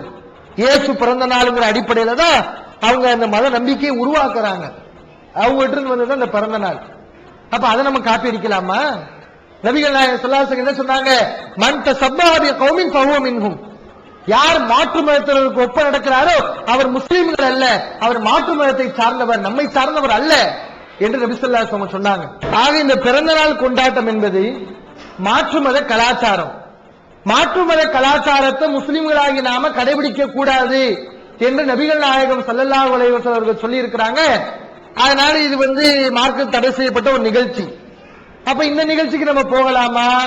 போகக்கூடாது. மீறி போனோம்னு சொன்னா அந்த குற்றம் நம்ம மேல ஏற்படும். நபிகள் நாயகம் ஸல்லல்லாஹு அலைஹி வஸல்லம் இந்த மாதிரியான விஷயங்கள்ல எவ்வளவு கவனமா நடந்திருக்காங்கன்னு பாருங்களேன். ஒரு முறை ரசூல் ஸல்லல்லாஹு அலைஹி வஸல்லம் அவர்களுடைய அருமை மகள் ஃபாத்திமா ரலியல்லாஹு அன்ஹா அவர்கள் விருந்துக்காண்டி அழைக்கிறாங்க. அழைக்கிறது யாரு? நபி ஸல்லல்லாஹு அலைஹி வஸல்லம் மகள் ஃபாத்திமா ரலியல்லாஹு அன்ஹா விருந்துக்கு அழைக்கிறாங்க நபி ஸல்லல்லாஹு அலைஹி வஸல்லம். ரசூல் ஸல்லல்லாஹு அலைஹி வஸல்லம் ஃபாத்திமா அவங்க வீட்டுக்கு போறாங்க. வாசல் வரைக்கும் போறாங்க, திரும்பிடுறாங்க. விருந்துல கலந்துக்கல, திரும்பிடுறாங்க. ஃபாத்திமா அவங்களுக்கு ஒரே பதட்டம் அலியர் அவங்களை அனுப்பி என்னன்னு கேட்டுட்டு வாங்க. நபி ஸல்லல்லாஹு அலைஹி வஸல்லம் வாசல் வரைக்கும் வந்தாங்க, அப்புறம் திரும்பிட்டாங்களே, என்னன்னு கேளுங்கன்னு அனுப்பி விடுறாங்க. அலியர் அவங்க போய் விவரத்தை கேட்டா நபிகள் நாயகம் ஸல்லல்லாஹு அலைஹி வஸல்லம் சொன்னாங்க, லைஸலியா நதுகுல பைத்தன் முஸப்பகன், உங்களுடைய வீட்டிலே உருவப்படம் இருந்துச்சு, உருவப்படம் உள்ள வீட்டுக்கு நான் வரமாட்டேன் என்று நபிகள் நாயகம் ஸல்லல்லாஹு அலைஹி வஸல்லம் தன்னுடைய மகள் அளித்த விருந்தே புறக்கணிச்சிருக்கிறாங்க. ஏன்? அந்த விருந்து நடக்கக்கூடிய இடத்துல மார்க்கத்துக்கு மாற்றமாக ஒரு காரியம் நடந்து கொண்டிருக்கிறது, உருவப்படம் இருக்குது என்ற காரணத்தால் நபிகள் நாயகம் ஸல்லல்லாஹு அலைஹி வஸல்லம் புறக்கணிக்கிறாங்களே. அப்ப முஸ்லிம்களாகிய நாமளும் என்ன செய்யணும்? இந்த மாதிரியான பர்த்டே போன்ற மார்க்கம் காட்டித்தராத விதேயத்தான காரியங்களை நம்மளும் புறக்கணிக்க வேண்டும், அதுல பங்கெடுக்க கூடாது. இது ஒரு விஷயம். அடுத்து சகோதரி அவங்க கேட்டதுல இரண்டாவது ஒரு கேள்வி இருக்குது. என்ன? நம்ம அந்த நிகழ்ச்சிக்கு போகல, சரி, சாப்பாடு வருது, அந்த சாப்பாடு சாப்பிடலாமா? பர்த்டே நிகழ்ச்சிக்கு போகல, மார்க்கத்துக்கு மாற்றமான ஒரு நிகழ்ச்சி நடக்குது, அந்த நிகழ்ச்சிக்கு போகல. ஆனா நம்ம வீட்டுல இருக்கிறோம், சாப்பாடு நம்ம வீட்டை தேடி வருது, இந்த சாப்பாடை சாப்பிடலாமா அப்படின்னு கேட்கிறாங்க. ஒரு சாப்பாட்டை எப்போது சாப்பிடலாம், எப்போது சாப்பிடக்கூடாது என்று முடிவு செய்வதற்கு மார்க்கம் நமக்கு அழகான ஒரு வழிமுறையை காட்டி கொடுத்திருக்கிறது. அல்லாஹ் திருமறை குர்ஆன்ல சொல்லி காட்டுற ஒரு வசனத்துல எந்த சாப்பாடு சாப்பிடக்கூடாது என்பதை அல்லாஹ் ஒரு வசனத்தை திருமறை குர்ஆன்ல சொல்லி தருகிறான். இன்னமா ஹர்ரம அலைக்குமுல் மைத்தத, அல்லாஹ் உங்களுக்கு இறந்த பிராணிகளை ஹராமாக்கி இருக்கிறான். ஆடு மாடு செத்து போச்சுருவீங்க, நம்ம அறுக்கிறதுக்கு முன்னாடி செத்து போச்சு, அதை சாப்பிடக்கூடாது. வத்தம, ரத்தத்தையும் அல்லாஹ் உங்களுக்கு ஹராமாக்கி இருக்கிறான். ரத்தத்தை குடிக்கிறாங்கல்ல, ஆடு மாடு ரத்தத்தை எடுத்து அதை அவுச்சு சாப்பிடுவாங்க. முஸ்லிம்களாகி நம்ம ரத்தம் சாப்பிடக்கூடாது, அது ஹராம். உலஹமல் ஹின்ஸீர், பன்றி இறைச்சியும் அல்லாஹ் உங்களுக்கு ஹராமாக்கி இருக்கிறான். இது மூணாயிருச்சா? ஒமா உஹில்ல பிஹி லிகைரில்லாஹ், நாலாவது அல்லாஹ் அல்லாதவர்களுக்கு எது படையல் செய்யப்பட்டதையும் நீங்கள் சாப்பிடக்கூடாது, அது உங்களுக்கு ஹராம் என்று அல்லாஹ் அந்த 4 விஷயத்தை சொல்லி காட்டுறான்.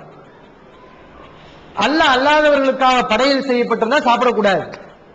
உதாரணம், நமக்கு சுண்டல் கொடுக்கறாங்க, என்ன செய்யறாங்க? ஆயுத பூஜை அன்னைக்கு சுண்டல் பொரியெல்லாம் கொடுக்கறாங்கல்ல, மாற்று மதத்தவர்கள் என்ன செய்வாங்க? சாமி படத்துக்கு முன்னாடி வச்சு பூஜை பண்ணி கொடுப்பாங்க. இப்படி பூஜிக்கப்பட்ட பொருளா இருந்தா அதை நம்ம சாப்பிடலாமா? சாப்பிடக்கூடாது, மார்க்கத்தில் தடை செய்யப்பட்டிருக்கு. அதே மாதிரி ஒரு பொருளுக்கு அந்த பொருள்ல உள்ள சக்தியை விட வேற என்னமோ ஒரு மறைமுகமான ஒரு ஆற்றல் இருக்குது, புனிதம் இருக்குது என்று ஆதாரமற்ற அடிப்படையில் நம்புவார்களேயானால் அந்த பொருளை நம்ம சாப்பிடக்கூடாது. ஏன்னா அதெல்லாம் பூஜிக்கப்பட்ட பொருளுடைய அந்தஸ்துல வந்துடும். என்ன செய்யறாங்க? சர்க்கரையை கொண்டு வருவாங்க, தர்கால கொண்டு போயிட்டு என்ன செய்வாங்க? சர்க்கரையை கொண்டு வந்து தருவாங்க. அந்த சர்க்கரை 50 கடையில கொடுத்தோம்னா நமக்கு கிடைக்கும். ஆனா அது அந்த தர்கால இருந்து வாங்கிட்டு வந்த சர்க்கரை அப்படியே ரொம்ப பௌவியமா என்ன செய்வாங்க? வந்து கொடுப்பாங்க.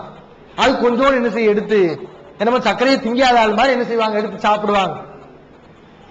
எந்த நம்பிக்கையில சாப்பிடுறாங்க? அந்த சர்க்கரையில ஏதோ ஒரு பவர் இருக்குது. ஒரு பவரும் கிடையாது, அது சாதாரண சர்க்கரை. அது மெடிக்கல் டெஸ்டுக்கு அனுப்பணும்னு சொன்னா சாதாரண கருப்பசாமி கடையில் விற்கிற சர்க்கரைக்கு என்ன பவர் இருக்கோ அதான் தர்கால இருக்கக்கூடிய சர்க்கரைக்கு இருக்குன்னு சொல்லுவான். அதான் இருக்குது. ஆனா அதுல என்னமோ ஒரு நோயை நீக்கக்கூடிய சக்தி இருக்கு நம்புறான். அப்ப இந்த மாதிரி பொருட்களை ஒரு மூட நம்பிக்கை இருக்குது. ஒரு மூட நம்பிக்கை அடிப்படையில் ஒரு பொருள் தரப்பட்டால், அந்த பொருளை ஒரு சக்தி இருப்பதாக தவறாக நம்பி ஒரு பொருள் தரப்பட்டால் அந்த பொருளை நம்ம சாப்பிடக்கூடாது. மார்க்கம் தடை செய்யப்பட்டிருக்கு. பாத்தியா ஓதி தர்றாங்க, என்ன செய்வாங்க, சாப்பாடை முன்னாடி வச்சு பாத்தியா ஓதி தபுருக், அதுக்கு பேர் என்னது, தபுருக்கா, மறக்கத்து நிறைந்த உணவா. இதெல்லாம் மார்க்கத்துல உண்டா? இந்த மாதிரி பூஜிக்கப்பட்ட பொருளாக இருந்தால் அதை நம்ம சாப்பிடக்கூடாது, மார்க்கம் தடை செய்யப்பட்டிருக்கு. இப்போ நீங்க பர்த்டே கேக் இருக்குதுல்ல, அந்த நிகழ்ச்சிக்கு தான் போகக்கூடாது. அந்த பர்த்டே கேக்கு நீங்க நிகழ்ச்சிக்கு போகல, உங்க வீடு தேடி வருகிறது. இப்ப நீங்க என்ன செய்யக்கூடாது, அந்த பர்த்டே கேக்க நீங்க வாங்கி சாப்பிடக்கூடாது. எந்த அடிப்படையில வாங்கி சாப்பிடக்கூடாதுன்னு சொன்னா, அவர் உங்களுக்கு அந்த உணவை தரும்போது சாதாரண அன்பளிப்பு என்ற அடிப்படையில் தரல. சாதாரண அன்பளிப்பு என்ற அடிப்படையில் தந்தா தப்பு கிடையாது. உதாரணத்துக்கு பரிசம் போடுறாங்க, கல்யாணம் போடுறாங்க, கல்யாணம் வைக்கிறாங்க, கல்யாணத்துக்காண்டி உங்களுக்கு சாப்பாடு கொடுக்குறோங்கிறாங்க. கல்யாணத்துக்காண்டி சாப்பாடு கொடுக்கிறது தப்பா? அது தப்பு கிடையாது. ஆக ஒரு நல்ல நோக்கத்தை முன்னிட்டு சாப்பாடு கொடுத்தால் அந்த நிகழ்ச்சி மார்க்கத்துக்கு மாற்றமான நிகழ்ச்சி நடந்தாலும் நோக்கம் சரியாக இருந்த அடிப்படையில் அவர்கள் உணவு கொடுத்தா சாப்பிடுறது தப்பு கிடையாது. ஆனா இந்த பர்த்டே கேக் எப்படி தர்றாங்க, அந்த பர்த்டே கேக்கு தப்பு கிடையாது, அதுல ஹராம் இல்ல. அது எந்த அடிப்படையில் தப்பாகும் சொன்னா, உங்களுக்கு தரும்போது எப்படி தருவாங்க, எனக்கு இன்னைக்கு பிறந்த நாள் கேட்க வச்சுக்கோங்க அப்படிங்கிற அடிப்படையில் தான் தர்றாங்க. இப்ப நீங்க என்ன செய்யக்கூடாது, அந்த கேக்கை நீங்க வாங்கி சாப்பிடக்கூடாது. எந்த அடிப்படையில், உங்களையும் அந்த பிறந்தநாள் சந்தோஷத்துல சேர்க்கிறான். இதுவும் விழாதான். விழாங்கிறது என்னமோ பூவை போட்டு டெக்கரேஷன் போட்டு அந்த இடத்துல போறது மட்டும் விழா கிடையாது. எதுவும் விழா. அவன் வந்து உங்களுக்கு கேக்க கொடுக்கிறது, நீங்க அந்த கேக்க வாங்கி சாப்பிடுறது, அவன் அதை பார்த்து சந்தோஷம் அடைகிறது, இதுவும் என்னதுதான், விழாதான். ஆக இந்த அடிப்படையில் உங்களுக்கு அவர்கள் உணவு தருவார்களேயானால் அந்த உணவு நீங்க சாப்பிடக்கூடாது. அதே நேரத்தில் ஒரு நுணுக்கமான வித்தியாசத்தை நீங்க புரியணும். பர்த்டே கேக்கு ஒரு ஆள் என்ன செய்யறாருன்னா, பிறந்த நாள் கொண்டாடுறாருல, அவர் என்ன பண்றாரு, அந்த கேக்க வேற ஒரு ஆளுக்கு கொடுக்கிறார், எனக்கு பிறந்த நாள் வச்சுக்கோங்கன்னு கொடுக்கிறார். அந்த ஆள் இருக்கிறார்ல, அவர் நமக்கு அந்த கேக்க கொடுக்கிறார். இப்ப இந்த கேக்க சாப்பிடலாமா? இதை சாப்பிடுறது மார்க்கத்துல தப்பு இல்லை. ஏன்னு சொன்னா, பர்த்டே கேக்க நம்ம சாப்பிடக்கூடாது முடிவெடுத்தோம்ல, அது என்ன காரணம், மார்க்கம் தடை செஞ்ச அடிப்படையில் தன்னுடைய சந்தோஷத்தை பகிர்ந்து கொள்ள நினைக்கிறார். அந்த அடிப்படையில் தான் அந்த கேக்க நம்ம வாங்கல. அந்த கேக்கு மார்க்கத்துல கூடாது, ஹராமு என்ற அடிப்படையில் நம்ம தவிர்த்து கொள்ளல. அதே நேரத்தில் அந்த கேக்க வேற ஒரு ஆள் வாங்கி அவர் நமக்கு அன்பளிப்புங்கிற அடிப்படையில் தர்றாரு என்று சொன்னால் இப்ப இது ஹலாலான உணவு தான். அது அல்லாதவங்களுக்காண்டி பூஜிக்கப்பட்ட உணவு கிடையாது. இறைவன் தடை செய்த அம்சம் எதுவுமே இந்த உணவுல இல்ல. ஆகையால இந்த உணவு என்ன செய்யலாம், சாப்பிட்டுக்கலாம். ஆக நீங்க வித்தியாசத்தை புரியணும்.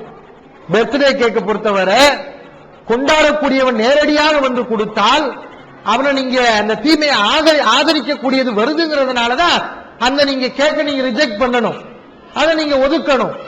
கொண்டாடக்கூடியவன் வராம அந்த கேக்கு வேற வழியில உங்களுக்கு வருதுன்னு சொன்னா அது சாதாரண உணவாகத்தான் இருக்கும், அதை நீங்க சாப்பிடலாம், தப்பு கிடையாது. இப்போ வந்து எல்லாம் உம்ரா போயிட்டு வராங்க. உம்ரா போயிட்டு வந்தோன்னா ரிலேஷன்ஷிப்புக்கு ஜம்ஜம் தண்ணி எல்லாம் வந்தா கொடுக்குறாங்க.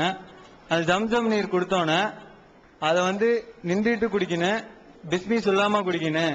அதை குடித்தா குடிக்கக்குள்ள வேண்டிய பிரார்த்தனை கேட்டு குடிச்சா நிறைவேறன்னு சொல்றாங்க. அது சரியா தவறா என்று எனக்கு விளக்கம். ஜம்ஜம் தண்ணி குடித்தால் பிஸ்மில்லா சொல்லி குடிக்க வேண்டும் என்று சில பேர் சொல்றாங்க. இல்ல ஜம்ஜம் தண்ணியை பிஸ்மில்லா சொல்லாம குடிக்கணும்னு சொல்றாங்க. எது சரின்னு கேக்குறாங்க. மார்க்கத்துல என்ன, குடித்தாலும் சாப்பிட்டாலும் பிஸ்மில்லா சொல்லி சாப்பிடணும்னு மார்க்கத்துல இருக்குது. நபிகள் நாயகம் ஸல்லல்லாஹு அலைஹி வஸல்லம் சொன்னாங்க, ஒரு அடியான் அல்லாஹ்வை நினைவு கூறாமல் பிஸ்மில்லா சொல்லாமல் சாப்பிட்டால், பருகினால், அது வந்து சைத்தான் தான் அதை சாப்பிடுறான். நம்ம உடம்புல ஒட்டாதான். அது சாப்பிடுறது யாரு? சைத்தான் தான் சாப்பிடுறான் என்று நபி ஸல்லல்லாஹு அலைஹி வஸல்லம் சொன்னாங்க. அதனால நம்ம சாப்பிடுறதா இருந்தாலும் பருகிறதா இருந்தாலும் அல்லாஹ்வுடைய பெயர் கூறி தான் என்ன செய்யணும், சாப்பிட வேண்டும். பிஸ்மில்லாஹ் சொல்லி தான் சாப்பிடணும். இது எல்லா உணவுக்குள்ள சட்டம், எல்லா பானத்துக்குள்ள சட்டம், ஜம்சம் நீருக்கு உள்ள சட்டம். ஜம்சம் நீருக்கு பிஸ்மில்லாஹ் சொல்ல வேண்டியதில்லை என்று சொல்றாங்களா, அது தப்பான கருத்து. அதுக்கு எந்த ஆதாரமும் கிடையாது. பிஸ்மில்லாஹ் சொல்லி தான் அதை குடிக்கணும். அடுத்து சகோதரர் அவங்க கேட்டாங்க, ஜம்சம் தண்ணிய குடித்து விட்டு பிரார்த்தனை செய்தால் ஒரு நோக்கத்தை அடிப்படையில் நாம் ஜம்சம் தண்ணியை குடிச்சா அந்த நோக்கம் நிறைவேறும், எந்த நோக்கத்தில் அந்த தண்ணியை குடிக்கிறோமோ அந்த நோக்கம் நிறைவேறும் என்று சொல்லுகிறார்கள். இது சரியா அப்படின்னு கேட்கிறாங்க. இதுவும் தவறான கருத்து தான். இந்த கருத்துல சில செய்திகள் இருக்குது. மாவு ஜம்சம் லிமா சுரிபலஹு, ஜம்சம் தண்ணி எதற்காக பருகப்படுகிறதோ அது அதுக்குரியது அப்படிங்கிற கருத்துல சில செய்திகள் இருக்குது, ஹதீஸ்கள்ல பதிவு செய்யப்பட்டிருக்கிறது. ஆனா இந்த செய்திகள்ல ஆதாரபூர்வமான செய்தியா?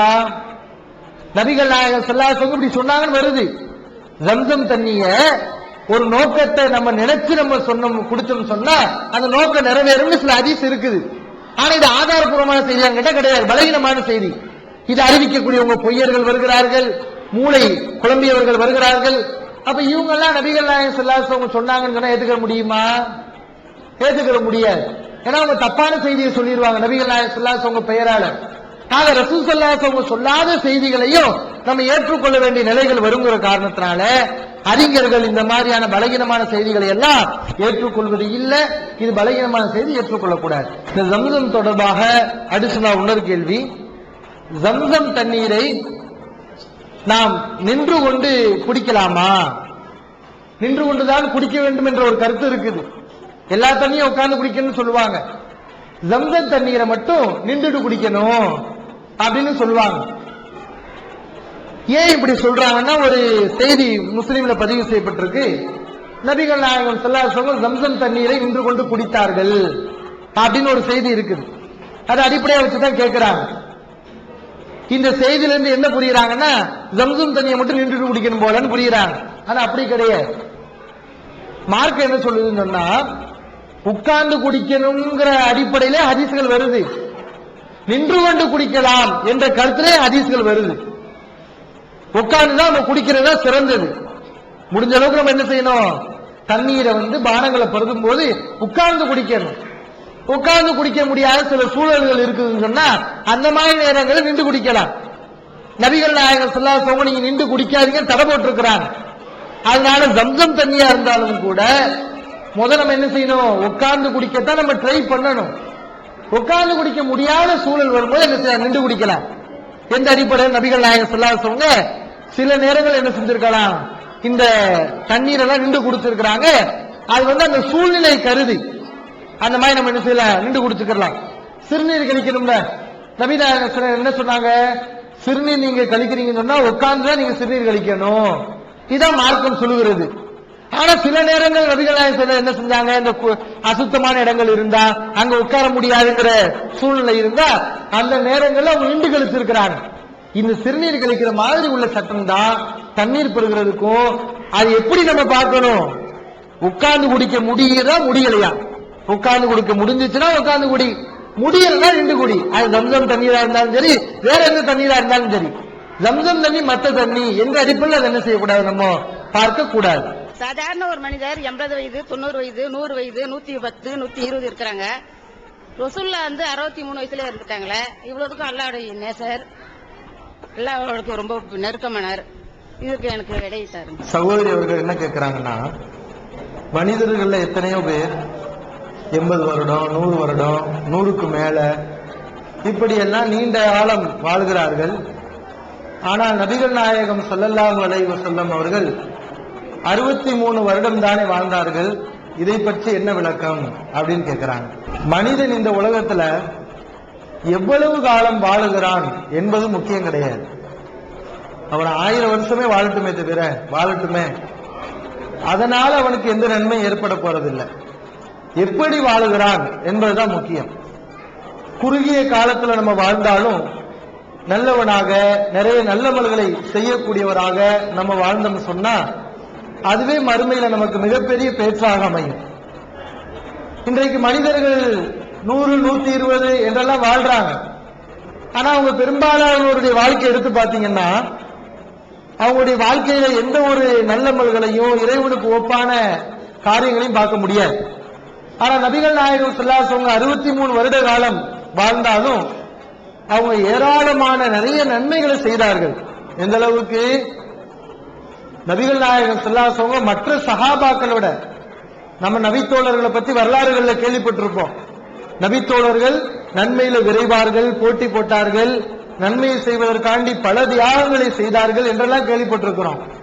அந்த நபித்தோழர்களையே மிஞ்சுகின்ற வகையில நபிகள் நாயகம் ஸல்லல்லாஹு அலைஹி வஸல்லம் அவர்கள் நன்மையில அதிகமாக செய்து கொண்டிருந்தார்கள் என்ற செய்தியை பார்க்கிறோம். இரவெல்லாம் நின்று வணங்கி இருக்கிறார்கள். இப்படி நிறைய வணக்க வழிபாடுகள் நபிகள் நாயகம் ஸல்லல்லாஹு அலைஹி வஸல்லம் உங்களுக்கு அல்லாஹ் வாய்ப்பு கொடுத்திருந்தான். அல்லாஹ் சுப்ஹானஹு வ தஆலா கடைசி நேரத்துல அல்லாஹ் உங்களுக்கு ஒரு சான்ஸ் கொடுத்தான்.